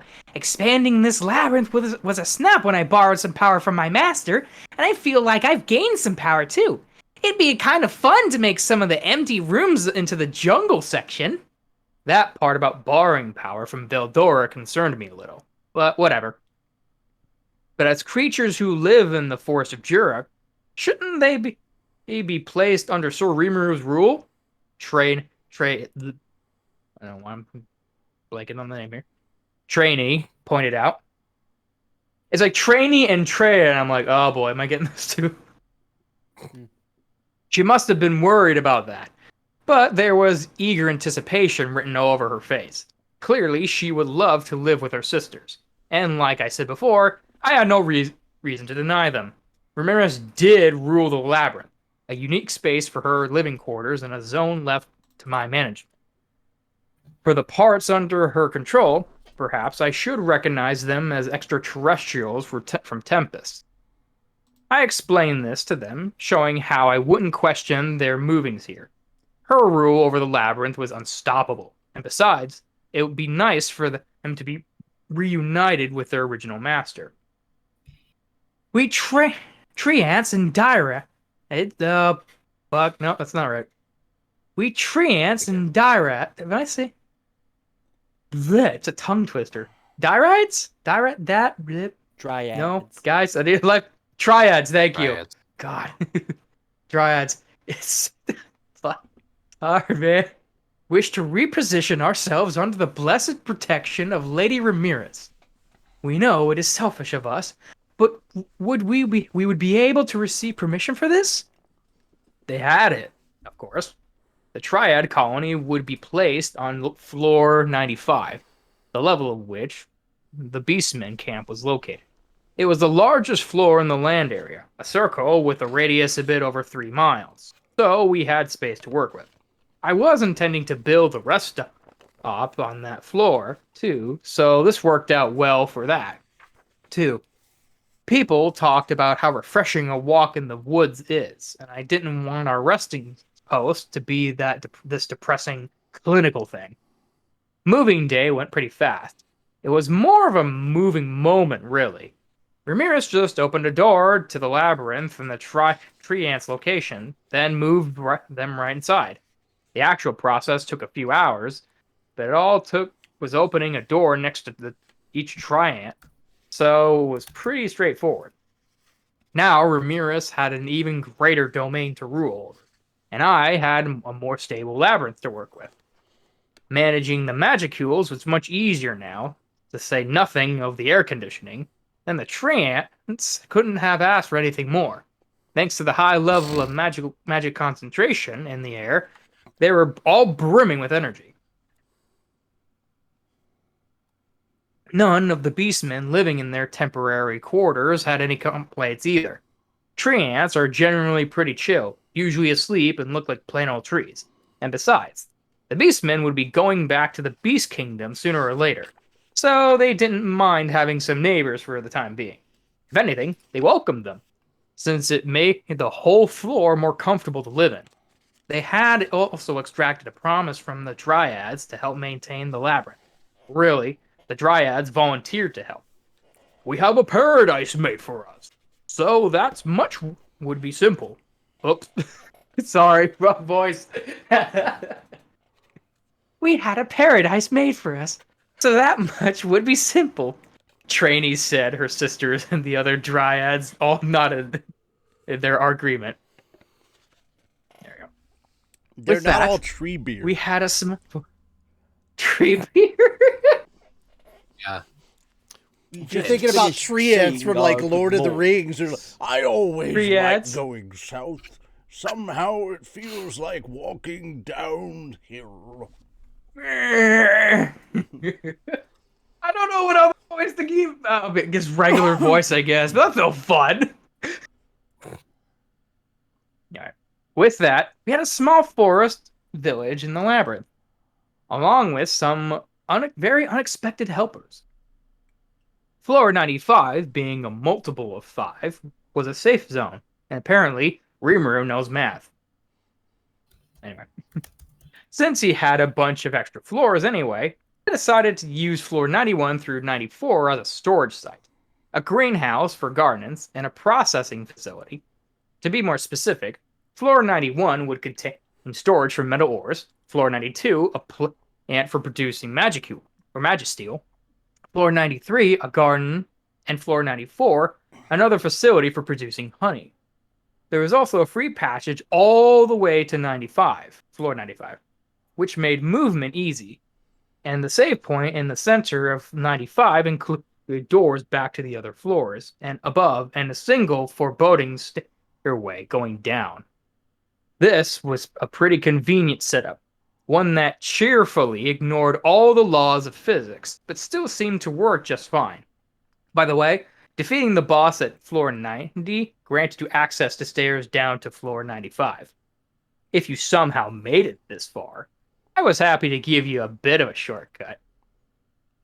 Your final hellish trial would begin on floor 96, and before journeying onward, you naturally want to rest up and inspect all your equipment.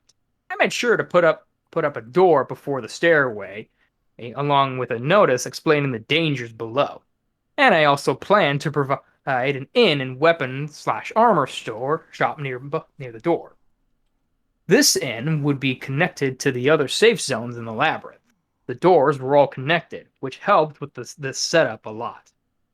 The shop, meanwhile, could offer valuable equipment, not available anywhere else, all lined up in front for sale. We were unlikely to see much in the way of customers, so I imagined the shop would be more of a hobby of mine than anything else. I'm fascinated about putting some of my own creations in the shop down there as I decided to discuss my ideas with Molimau. So after taking them to monster species all day, or talking to monster species all day in the audience room, I spent much of the evening helping Ramirez and her new subjects with their move. This new floor we built would eventually blossom into a forested city of its own. We called it Labyrinth City, final oasis for those who made it through the dungeon. A fantastic town that granted visitors more power than they ever thought possible. I really should have read that as Palpy. Oh. But at that time, I haven't imagined that far down the line yet. Oof. You got 9 more minutes. Go for it. Yes, I'm just getting a drink.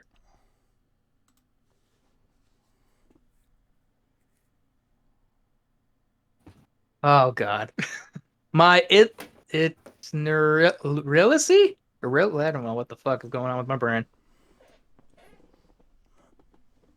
Oh God. Oops. There you go. My interacy, for the following day involved meeting with the relatively strong itinerary. Thank you. My itinerary for the following day involved meeting with the relatively stronger species, including the biggest faction in my recently conquered territory. Guess most of them will be in the observing camp today, or camp again. I thought only to notice a commotion in front of my audience chamber. A couple of different factions were having a verbal argument. Shuna was staring at them, scowling, while Shion's eyes were flashing with barely repressed rage. Oh boy. Hopefully this all works out. These were the Bovoids and Equinox.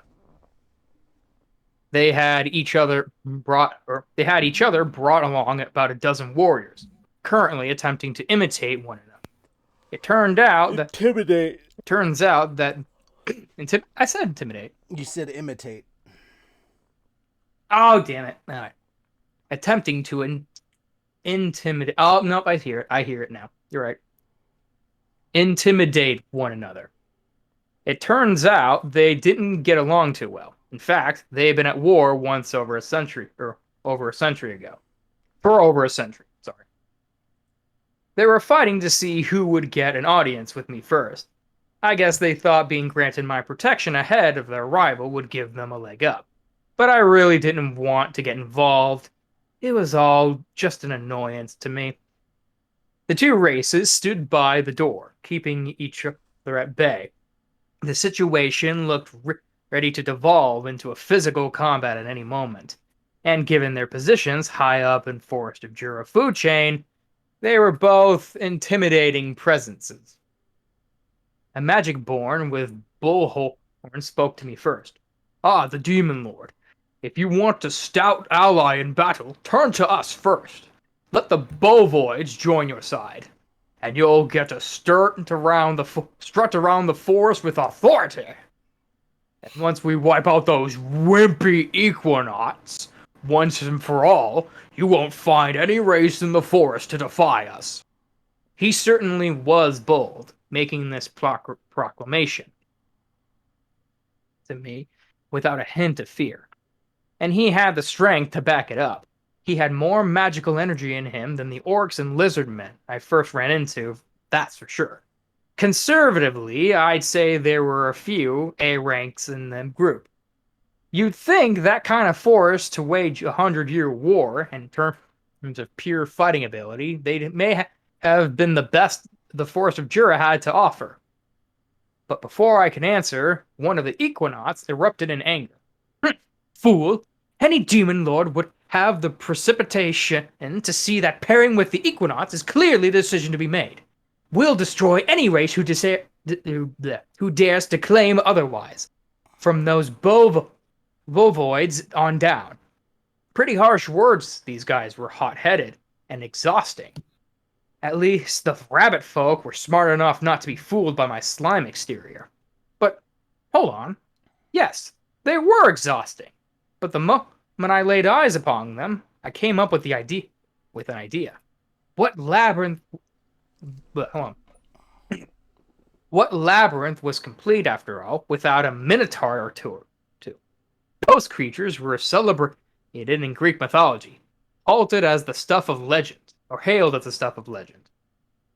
But in the early 12th century, when people discovered an ancient temple of Knossos in Kelt, right? I'm saying that right? Knossos in right? I think so. They found a complex maze of passages. Crete. Crete. Knossos? Yeah. Knossos in Crete. Yeah, Knossos in Crete. No susses and no susses. No, not okay. no sussing. sus. It's not no Oh sus. god. I know. I Just just parted like the Red no Seas. sussing Okay. here in Okay. Crete. God. Oh God, with Yeah. jokes this cringe, these next 3 minutes need to go by quick. God damn. Oh, all right. Yeah, they're making me feel nauseous. Jesus. Okay. Fuck, why do you have to be the next reader? You chose for me to go first before him. So, No. They found a complex maze of passages, along with an underground section that suggested the labyrinth really existed. Maybe there wasn't a bull-headed maze guardian inside, but there were many bull-themed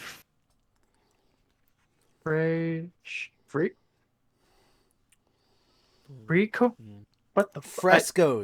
It's worse that it Frisco. It's worse because it cuts the word off. Frescoes. Like, frescoes and such inside. Even back then, labyrinths and minotaurs were hand in hand with each other. And I had to say, the bovoids before me appeared exactly how you'd expect a minotaur to look in real life. Their leader, a miniature larger than the others, particularly oozed with evil energy. Our labyrinth was a little sparse when it came to bosses. I only had creatures selected for floor 10, 20, and 30. But this leader guy, I thought, had what it took to occupy floor 40 or 50. I wanted him. I wanted him really bad. Sorry. No matter what, I just couldn't fight the feeling. Unfortunately, these monsters didn't seem like they'd be too loyal to me. They probably just thought of me as a nice patron or employer to have.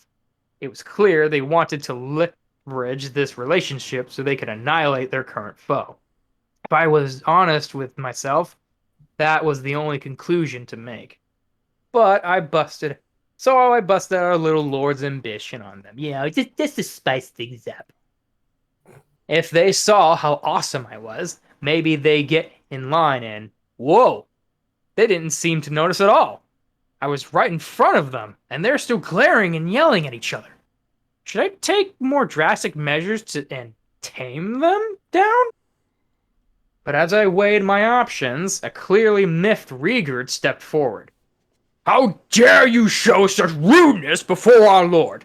I see that I, Regard, need to show you your place. He was normally quite gentle, doggedly pursuing administrative tasks around town. Thank you. But I knew Regard had secretly been working out. Got those gains. But I knew he was stronger than the younger guys, at least like Gopta and Rieger, and given his performance against the Paladins when he attacked, he definitely had something of a warrior inside him. The way I saw it, he was stronger than the leader of both factions here. Stop. What? Moon, Oh. Your turn. It is now 10 o'clock. The next 30 minutes are Woo-hoo! yours. Mm-hmm. Take us home. Moon? Oh, What? his footage is frozen. I wonder if his internet crapped out or something. Oh no. Yep. Oh no. Oh. Oh no. We didn't see it. He snuck away. Welcome back. There he is. Welcome back. Welcome back. Hey, there he is. Discord was messing up. All right. This Gotcha. whole time. You have the next 30 minutes, Moon. Okay. We are at I want to say. we are at what? Look at this bureaucrat who thinks he's the lord of all things. That's where you're at. Mm-hmm. This guy thinks he's hot shit. Motherfucker.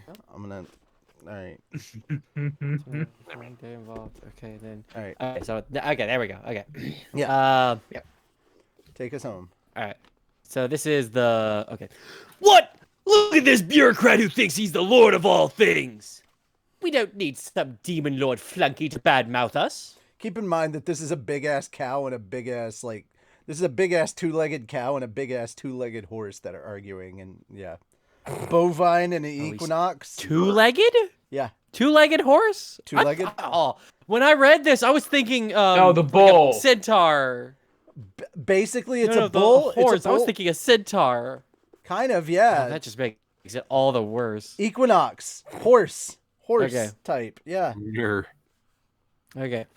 Where? Oh, where was I? Very The strange. leaders quickly barked back while the younger hangers-on belated their agreement. I've had people look down on me before, but I don't think I've ever been treated this badly. Just a little lord's ambition was enough to humble everybody before these guys. They were just so worked up, oblivious to what was going on around them. I thought being dissed was better than being feared, but if it gets this bad, I might have to reconsider. Still, a little lesson ought to help them see the light. Rieger looked at me. I nodded, just about ready to give permission when, What? What on? Oh dear, some trouble? Not a problem. We felt a tremendous wave of pressure from outside town. Someone had broken through Shuna's barrier around it, and soon we felt the massive aura and vast magical energy of a monster. No, likely a magic-born. Judging by this act, we doubted this guy was here to make any friends. The bovoids and equinoids might not have noticed my lord's ambition, but they sure noticed this, judging by their panicked gasps. Such power! Whoa, whoa, whoa! Demon Lord, are you getting attacked by another of your kind? Up till now, the forests of Jura had been protected by a pact between the Demon Lords. These guys here talked a big game, but they were in way over their heads. Against the threat, they had to admit how powerless they really were. I no longer had to deal with them. I hated to throw out the idea of having. Uh-oh. Discord and internet is cutting out. One of the two. Oh no.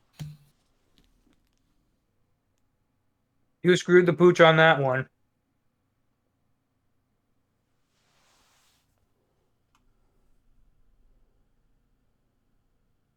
Moon?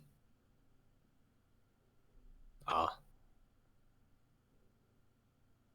Did he eclipse? I don't know. Yeah. Having them serve as bosses.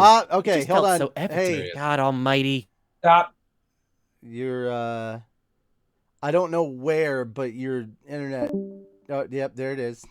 Oh, there. Yeah, and he's gone. Oh, he. Like he just kept reading, and we didn't hear a word of it. Okay. I don't know what happened there. Okay. Yeah, you kept reading, and even though we couldn't hear you. We heard nothing. Yeah. Okay. I think How is you it now? stopped at like I no longer have I can had hear the you, but you're a little time to deal with quieter. them. Okay. All right. Hopefully we won't have any problems from this point on. I closed out a whole bunch of shit, so I'm no longer on the street. Nope. Nope. There we go again. Excuse me.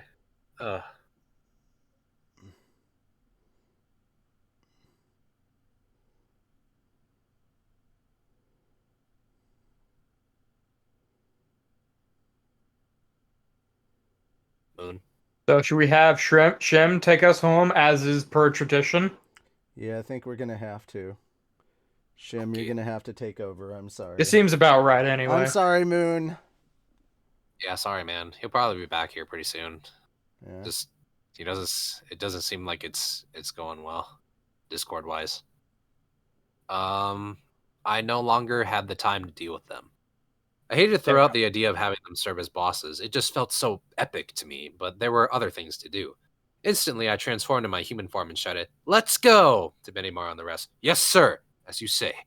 As I ran towards the source of the disturbance. Ellipses or dots. Upon reaching the site, I saw 10 or so members of Team Kurenai surrounding 3 men. Several security guards, gatekeepers, and Team Reborn troops were on the ground. Hi. Oh. Bye. He's quiet. How's... Keep going. Sorry. Just keep going. Yeah. Anyway, oops. I saw Gobsar among them. I was sure he gave them a fight, but it was crazy to even fight them at all. Meanwhile, the survivors were busy directing the townspeople and visitors to evacuation sites. They were acting just as they'd been trained to, which was nice. Things weren't too chaotic yet, but I hated to see casualties this early on. I turned to the 3 men behind this. One was tall, well-formed, and wore an earring. The second was a virtual slab of meat, and sported a nose ring. The third was smaller, but his frame going beyond merely large and venturing into heavy territory, and he had a lip piercing. They sported colorful hairs and strange styles, which only added to their stereotypical street punk look. You realize you perpetrated this violence in the domain of the demon lord Rimuru? Shouted Shion, who had been following behind me. The earring guy stepped up, grinning fiendishly. Out of the way!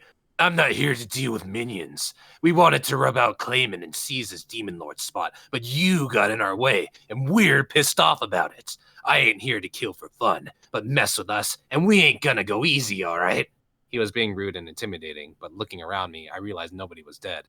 Judging by the difference in magic force, if they hadn't been going easy, even Team Reborn would have been wiped out. He must have been telling the truth. Kind of. Maybe they weren't as bad as they looked, but if they wanted a fight, they'd get one. We were in the middle of my public unveiling as a demon lord. The Founders Festival was just around the corner. We had merchants from all over the world going in and out. It'd be tough to let an incursion like this go without comment.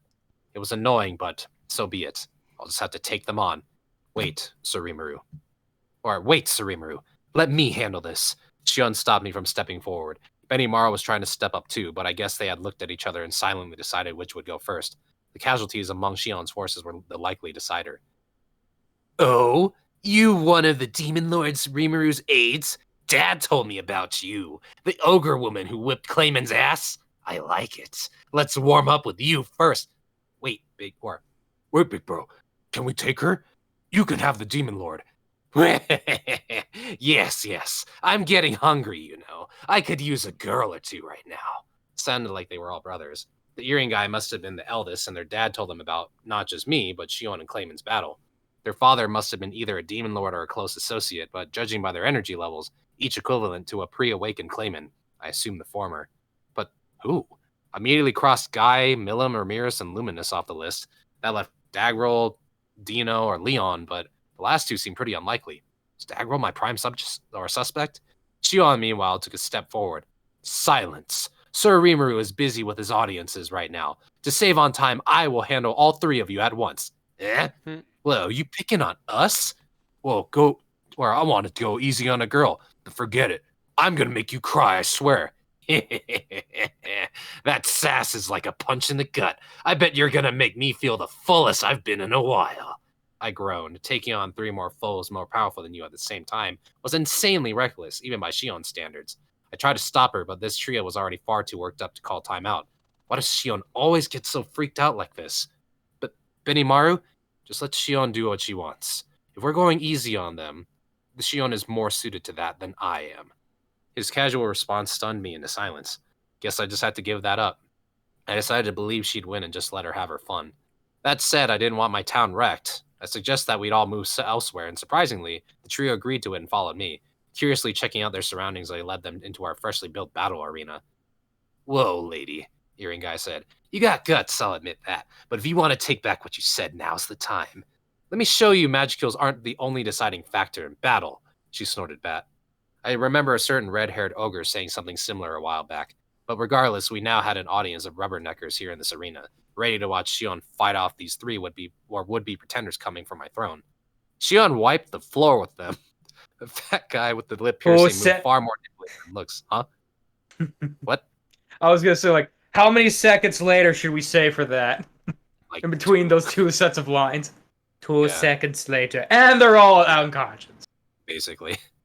The fat guy with the lip piercing moved far more nimbly than looks would suggest, charging at Shion like a cannonball. Shion just kicked him away and sent him flying straight into the earring dude. Then, seizing that single open moment, she plunged her fist in the stomach of the nose ring man, too stunned to react in time. Grabbing Earring Man by the arm and collar, she executed a perfect judo throw on him, smashing his head against the stone floor. He lay there motionless. Ugh, I wasn't what that did you far do to off. my brother? The fat man with the lip piercing. Oh, that's the fat man. Oh well. The fat man with the lip piercing grabbed Shion from behind, attempting to lift her up. Shion's brute strength stymied him. What? What the? But I'm so much stronger than you. You said it Shion right glared the at the first man. time. Stymied. Stymied? Yeah, stymied is the correct one. Okay. Gotcha. I'm so much stronger than you. Shion glared at the man and snickered, shifting position. She locked arms with him and the test of strength began. Snap! Sadly, it wasn't long before the fat man's arms both bent in ways they shouldn't have. They were all magic-born, so I figured they'd be all right, but judging by the way he was screaming and writhing around, it must have done a lot of damage. But Shion didn't even take a moment to marvel at her work before another piston-like fist slammed home. Before the fat man could shout anything else, she landed a 1-2 finish on him like none other. The earring guy attempted a screamer of a kick on her body, but Shion simply bent backward and let it whiz past her. But the guy was smiling, his legs still in the air, came down like a vicious battle axe aimed squarely at Shion's head. There was a loud, dull thud. Shion's stone-like head had just shattered the man's leg. She executed a low kick to shatter the other one and send him crashing to the ground. Without missing a beat, Shion straddled him, landing a flurry of punches on his head and body, and that sealed the deal. Without even needing to take out her enhanced Gorikimaru sword, Shion had beaten the crap out of those three guys. Clearly, she had grown stronger, smashing these opponents, all of whom equaled or beat her in magic force. Didn't even quicken her breathing, and she took all three down at the same time, no less. But Benimaru, Shion's, yes, this is quite a surprise. Or, yes, this is quite a surprise. I see she went quite easy on them after all. That's not what I'm talking about.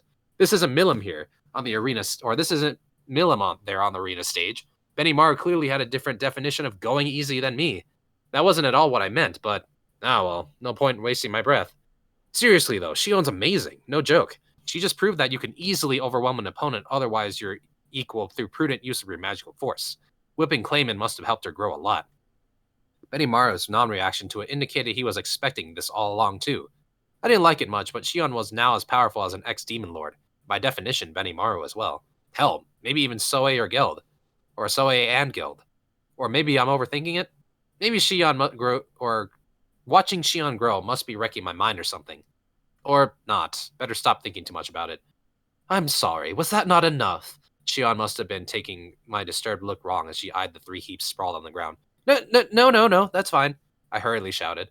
That was more than enough. Yes. And if you guys have had enough, then stop getting in our way. Also, the other demon lords are even worse than that, so try not to fall or out of line again, okay? The earring guy, the first to regain consciousness, rapidly nodded. That advice was for their own good, really. I guess they got cocky enough to think they could take on a demon lord, but good thing they picked me first. If they went to someone else, their punishment would have been a lot harsher than Shion's. You guys are even stronger than Dad, or you guys are even stronger than Dad said, the earring guy muttered. So Rimuru himself is, yeah, he's even better. I'm getting hungry. Now all three beheld me with respect. One of them was still acting a little strange, but no point worrying about it.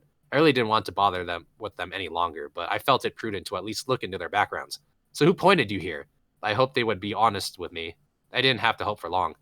Ah, yes, we're the sons of the demon lord Dagral. I am Dagra, the eldest. I am Lyra, the second eldest. And I'm Chankra, the youngest. Just as I thought. You sure you want to be so open with your identities like that? Sure, Dagra replied. Dad actually ordered us to go train under you, the demon lord Rimuru. We caused kind of a ruckus back home, and we got royally mad. So he kicked us out. That was refreshingly honest of them. So basically, Daggerl had it up to here with his problem children, so he was forcing them on me. What the hell? It's not like we knew each other that well or anything. Where did he get off? But maybe I could make him owe me a favor now, huh? It's not like we were that stable of a presence yet. I didn't think it wise to make an enemy out of one of the strongest people in the world. Plus, while I didn't want to spend another minute with these guys, I had the perfect drill sergeant in Shion right here. I'd seen her train Gobso on the others, but she was so mean to those guys. Or she was so mean to those guys, way worse than Hakuro even, that it had taken me aback a bit. If I had left them to her, I figured they'd get sick of it and run away, and if they did, hey, I'd held up my end of the deal. Daggerl would have no right to complain. Alright, let's have you train under Shion then. I gave Shion a glance, knowing she'd probably hate it, but hoping she would take this ticking time bomb off my hands. But Shion nodded back at me with an evil grin. Wait a minute. This wasn't what I expected. I have received my orders from Sir Rimuru, and trust me, I, Shion, can even take a pack of weaklings like you and build you in first-rate warriors. You may follow me with confidence. I'd hope for nothing else. Yeah, we're gonna do our best for you, lady. But me too. But can you give me something to eat first? I was expecting some sass back, but Shion was pretty up for it, which, okay, she's cool, I'm cool. I decided to head back to the audience chamber, hearing cries like, "Let us call you our teacher. No, our master. And I'll expect all of you to follow my commands to the letter," behind me. I figured I'd just ignore them for now. Back at the chamber, the Bovoids and Equinoids were now kneeling before me, visibly quivering. The younger fighters were following their leaders' examples, prostrating themselves as well. The high and mighty attitudes of the past were gone. Now they reminded me of some of the weaker races I saw the previous day.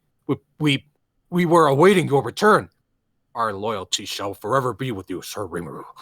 I wondered what made them have a change of heart like that. It's certainly a new attitude coming from them. I climbed up on my throne, reverting to slime form, expecting them to get huffy with me again, but they didn't.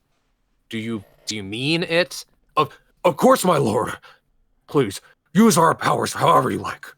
I guess this was a sincere change of heart. Judging by how frantic they look, they really were trying to curry as much favor as possible with me. That little bout just now must have shown them how scary Shion can be, huh? In that case, no need to hold back. I'd have no qualms with taking advantage of these guys. They had been fighting for a century, which was really something I didn't need in my domain, but I suppose that meant they loved combat. Would anyone complain if I just moved their battlefield into the labyrinth? Well, by the looks of things, you guys have more power than you know what to do with. How about I prepare an arena for you guys to duke it out in? You're going to forgive them? Asada and Rigurd asked. I was thinking I could provide them with their divine punishment for you, Sir Rimuru. Yeah, I had forgotten. What with all that nonsense going on? I had forgotten what with all this nonsense going on. But both races had pissed off Rigurd pretty good. But I thought it better to give them a chance and see if they could be useful. Now, Rigurd, they were just ignorant of us, I think. So why not forgive them just this once? If they try that stuff again, though, go right ahead. If you say so, sir. I have no complaints. How good for all of you, If Sir Rimuru wasn't such a forgiving lord, you may all have breathed your last just now. If you dare to defy us a second time, all that awaits is your final destruction. Give up your resistance and know your place. I was glad Rigurd got me at least. Yeah, you guys are lucky, chimed in Shion, who was already back from the arena. If it wasn't for those unwelcome visitors just now, I would have joined with Rigurd to do you all in. Why, for all the unbearable things you said, I would have plucked your tongues out so you could never speak again. So thank Sir Rimuru for his mercy, and try to show some obedience from now on. The Obovoids and Equinoids all nodded, shaking uncontrollably. We promise we'll live up to your expectations. Please forgive us our disrespect. And given how they were acting, I could believe they wouldn't try again. If you swear loyalty to me, I will consider it. First, though, stop your fighting and be quiet until you hear from me. I didn't need to speak to them directly, but I thought it best to be doubly sure. I wanted to invite the Bovoid leader over later under one pretense or another so I could negotiate with him about working in the labyrinth. Given the unintentional fright we gave them, he ought to be cooperative. Really, the chance at getting such a great boss for my project made all the stress of the day just fly out of my mind. The audiences went smoothly, it's kind of cool. The audiences went smoothly after that.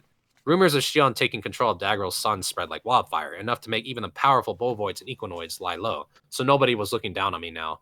I was hoping things would end on a high note, but soon after, an elder from the elven race and a few of his men arrived. I say leader, but he looked like a regular young man to me. No women were among them, which was kind of a shame, given how gorgeous lady elves tend to be. Elves, of course, had a reputation for living practically forever. Both they and dwarves were originally spirits brought to physical life, or fallen from higher planes of existence, who became fairies and were eventually granted material bodies. Apparently, you could trace the genealogy of goblins back to the fairies, too. Fairies bearing the earth element eventually became dwarves. Those with the water element became merfolk. Fire became goblins, and wind became elves. Their ancestors were the results of fairies intermingling with creatures from other races long ago. Oh. Apparently, goblins had little in the way of fairy blood left, which made their lives comparatively short. Even ogres, the next evolution up from them, only made it up to 100 or so. When you got to ogre mage level, that re-energized the power from your spiritual ancestors, giving you skills that bordered on the divine. But back to the elves. Their lives were said to span between 500 and 800 years. Even elves with human blood mixed in could make it up to almost 300. This could vary a lot, though, since the more fairy blood you had in you, the longer you tended to live. Elves grew into maturity around the age of 20, and beyond that, the passage of time simply did nothing to them. Only when on death's door did they suddenly begin to rapidly age, and in about 20 years, infirmity would finally take their lives. Staying young for a few centuries might sound like a dream to most humans, but another trait of theirs was how you never really saw them produce a lot of children. Living such long lives, they didn't have much of a natural inclination to keep their bloodline going. That's why they still numbered relatively few. Bear in mind, of course, that I learned all this from the ladies at the Night Butterfly, a nightclub in the Dwarven Kingdom I was well familiar with, so I couldn't say how much of it was true. I mean, God fucking by the way, him. I mean, He likes his elf. that's what you got. That's your basis of judgment. By the way, fairies themselves still existed. They were pretty common monsters, actually. These were smaller spirits given monster form by the effect of magicules around them. They were about the size of Ramirez and had a reputation as pranksters. They had intelligence, but they couldn't procreate and didn't live long. The personification of a major spirit was a far cry from them, enough so to be classified as a different monster entirely. Ramirez tended to be bunched in with these fairies, and she was actually something different, but she was actually something different. She was fallen from an upper level existence known as a spirit queen, which meant she may have been higher up on the evolutionary ladder than the ancestors of elves or dwarves. It sounded like she went through an eternal pattern of reincarnation, although it didn't seem like she much understood the process herself too much. But I've gotten way off track. So she's not a fairy? She's like a greater fairy, I don't know. It is an honor to lay eyes upon you, he said with a salute. We have come here today to celebrate you and offer our heartfelt gratitude. Normally, this would be the time when they'd offer their loyalty to me. Some of the races, the initial entries into the Federation, even expressed their thanks at their safety being guaranteed. But this was the first time I have ever met this elder. I wasn't so sure what he had to thank me for, so I had Rieger ask for me. That would be, as the elder put it, it had to do with the bad blood between the Bovoids and Equinoids. It turned out the biggest victims of their 100-year war were the elves. According to him, elves, a race that lives off the blessings of the forest, fear the expansion of war zones more than anything else. To protect their hidden enclaves from outside enemies, the elves installed barriers that scramble one's sense of direction, but these barriers had fallen with the trees in the midst of wars. Directional confusion didn't mean much after all the enclaves were in plain sight. They tried to move their settlements, keeping casualties as low as they could, but the war kept growing bigger and bigger. It made the forest animals and monsters flee for their lives. It raised local fruits and vegetables before they could be harvested, and some elves even resorted to taking work in the Dwarven Kingdom. I guess that was what the ladies at the Night Butterfly were up to. Over time, the loss of population grew to become a crisis, making it hard to keep the enclaves going. Some of the elves considered making yet another move elsewhere, but as large as the Forest of Jura is, it wasn't that easy to find a suitable destination. Thus, the elder continued, we considered appealing to those violent thugs to see if we could reach some kind of agreement. But before we could, my lord, the events have just now transpired. Now all we need is somewhere to move to. Hopefully, as he said, that would convince the elves who had left to come back. This gave me an idea. Some place to move to. Yeah, I got that. Right here in town. There were fewer than 300 elves in the forest. At one point, there was a lot more, enough to build a prosperous kingdom in ancient times. But those glory years were long past. The elves were forced to turn nomadic, spreading to the four corners of the world. But regardless, I knew a place that could fit 300 just fine. Remember that little forest I had just built down in floor 95 of the dungeon? There you go. I could even put them to work, helping Apito run our hunting operations, cultivating rare plants that only grew in magicule-rich forests, maybe running the inn I plan to open on floor 95. They could run the weapons shop down there, and if any monsters appear on that floor, not that I expected it, it'd be great for this town to have a little elven protection. I heard that elves and Treyons got along well, so I doubted Trainee or the others would be against this. Plus, with all the jobs on offer, I figured it'd help attract the more distant elves back here. Maybe the ladies from that nightclub would venture back, too. And then I could build an elf-run VIP room down there, maybe? Yes, this was excellent. Yes. We know where his mind is, we know. Yeah. This is Reamer. He loves his elves. I do too. Yes, this was excellent. There was already a tavern in town, but that was more of a gastropub geared for adventurers. If you wanted someplace for a quiet drink and relaxation, you'd have to go to our administration, exclusive dining halls. I'm sure Shuna would be glad to serve me in my own room, but I didn't need alcohol that badly. I'm just talking about, taking a breather. It's not that having Shuna around would make it impossible to relax or anything, or impossible to BS with Gupta or have private discussions with Molly Mile or whatever. No, really. I'm just saying, if we had something like the Night Butterfly on the 95th floor, it'd be useful for a lot of different situations. Okay. I decided to offer this idea to the elder at once. Shane. God fucking Elder, damn I it. think I know someplace that'd be able to accept you. When Rigard realized I was speaking, he took a step back and listened. I don't know how he got trained to do it, but he would calmly handle just about any situation by this point. If I ever went off script during an event like this, he could keep up without any blank stares. I loved that. You do, sir, or you do, Sir Lord Rimuru? Mm-hmm. If it's about 300 of you, we'd be able to fit you all in. Thank you so much. I will inform my people of this the moment I return. Great. I'll get it all set up so it's available for move-in when you're ready. But, do you mind if I ask a favor in return? Of course not, my lord. If our powers can be of help to you, nothing could make us happier. The elven leader was even happier about it than I thought. It saved them from having to wander the forest in search of a safe haven, which I'm sure came as relief. It sounded like he was sending an envoy over right now to get people ready. So now we had elves moving into our labyrinth. I figured that was the end of the conversation, but one thing did concern me. The elder mentioned that elves had been leaving their enclave to work and not coming back. With a race as tightly knit as the elves, it seemed odd to me that any of them would abandon their homeland. Some elves even reportedly went out hunting and never returned, which disturbed me. Elves could be very individualistic by nature, the elder said, so perhaps a passing whim drove them away from home, but then I remembered what I had heard in Molly Mal's shop. The proposal from Viscount Kazakh of Inglacia, a place that dealt in elven slaves, wasn't it?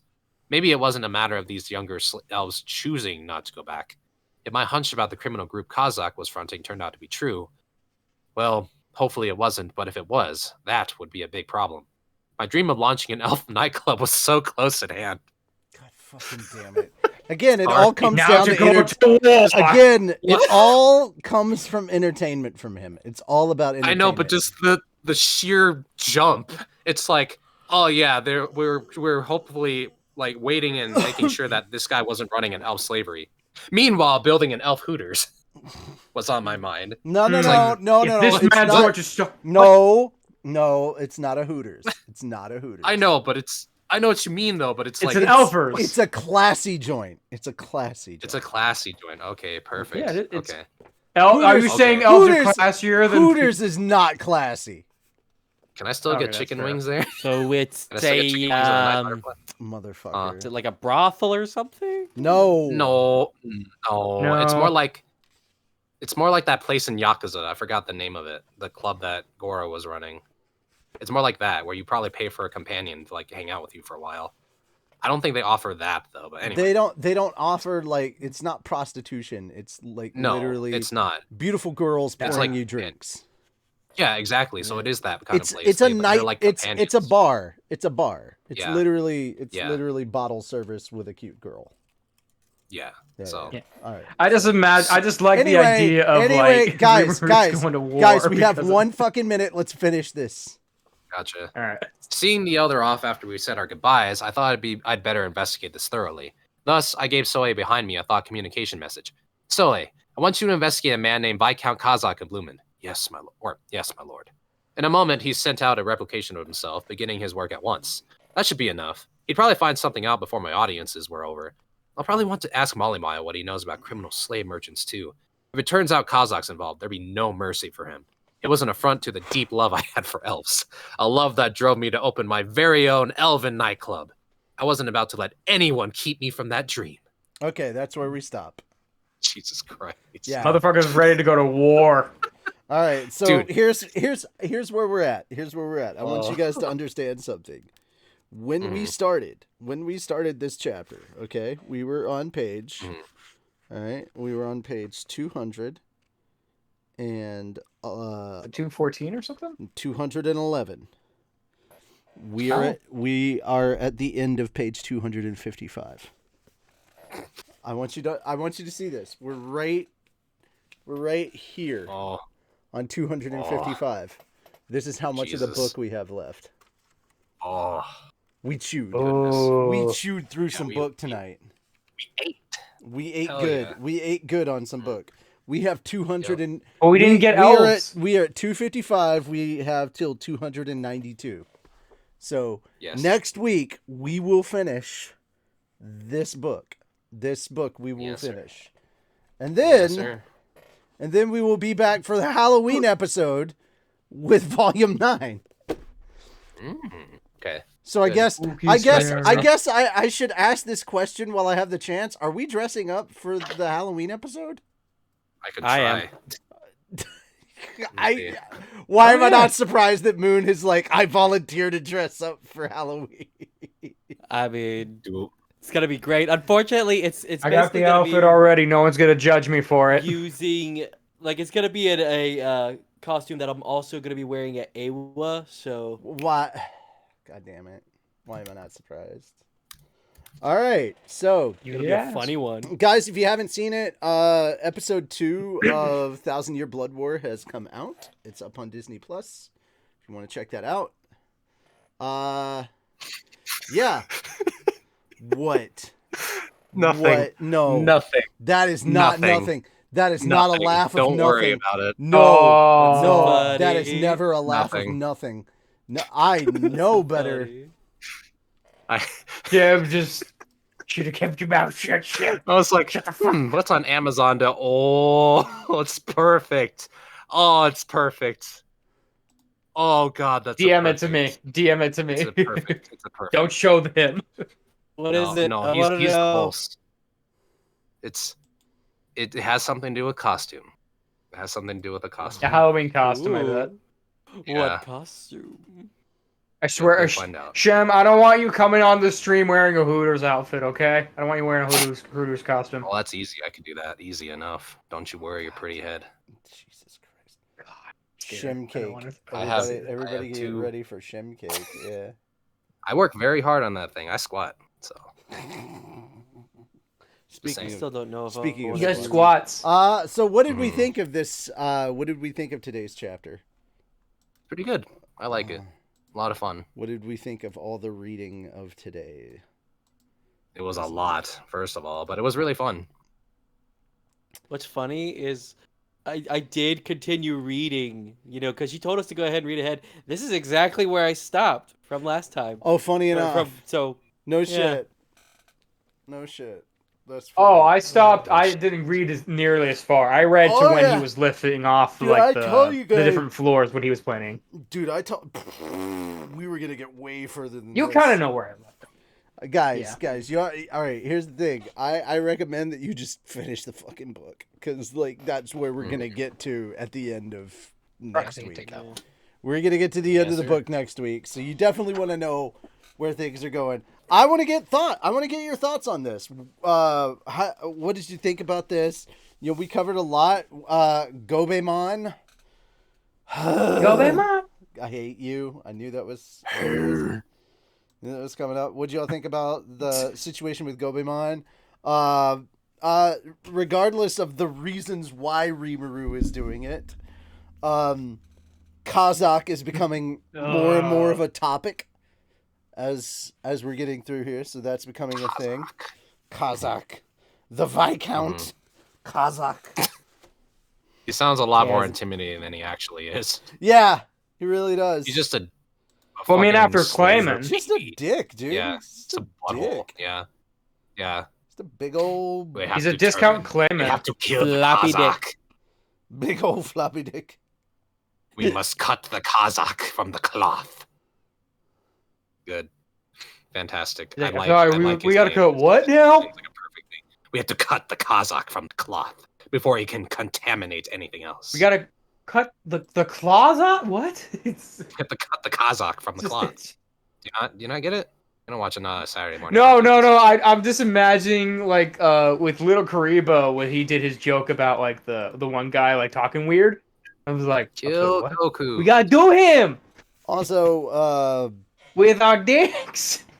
no. Excuse me. God damn. Yeah, it's Wow. like that. Just wow. Okay. Wow. That's So I the apologize. joke. I apologize to everybody that had to hear that.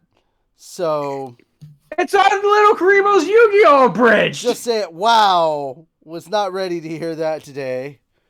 Wow. blame Wow. Martin. I blame you for repeating it.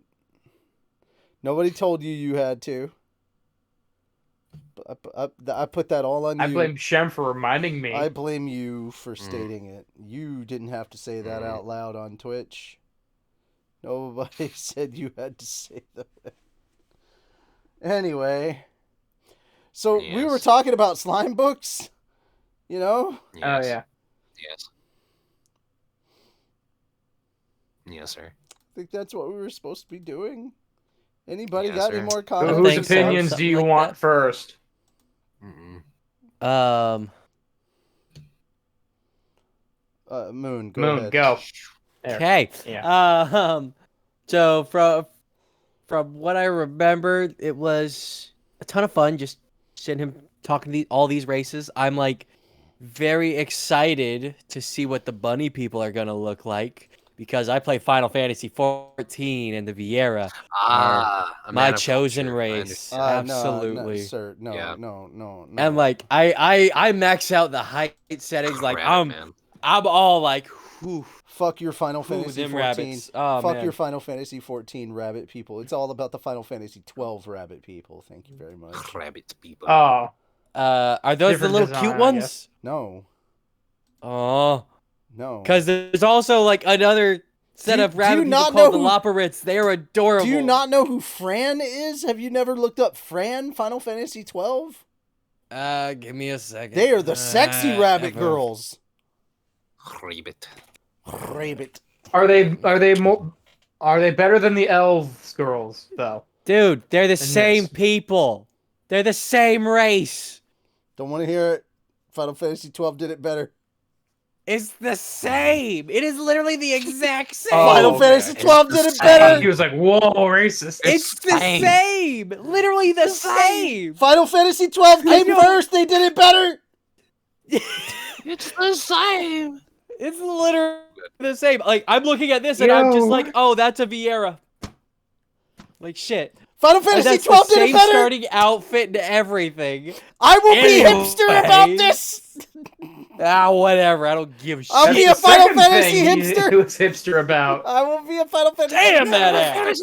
Actually, no. I don't know if the thing you and Shem were arguing. Literally, my favorite earlier was more hipster. Literally, my favorite line is my favorite line. Like, if you haven't had the chance to play Final Fantasy 12, please play Final Fantasy 12. It's just got some 14. I don't give a fuck whether you play 14. Nobody gives a shit about your online trash version. Play a real goddamn RPG. Play a real goddamn RPG. Are we just gonna let him shit over run that? off the same battle? I don't. No. There's 12? a difference. No, I'm thinking of 11. Okay. Yeah. 11 is online. 12 is not. Yeah. Actually, Final Fantasy 14 had an entire raid that crossed over with 12.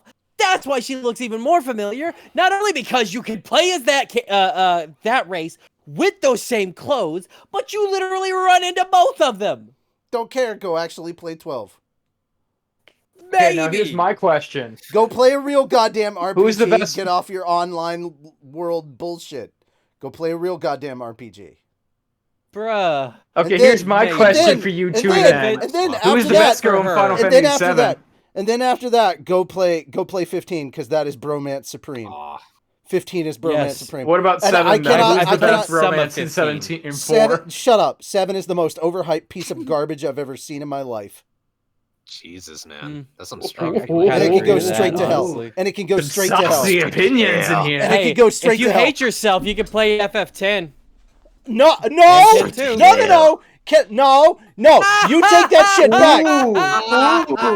Things are getting juicy. Literally the very first Final Fantasy to ever get voice acting, motherfucker. Of course it's not going to be the best one in the group. All right, so straight up, Final Fantasy X had the best story. Straight up best story. Honestly, yeah, it was a damn good story. The best. Here's the thing. You're gonna cringe when if you know on that stupid Titus laugh. But at the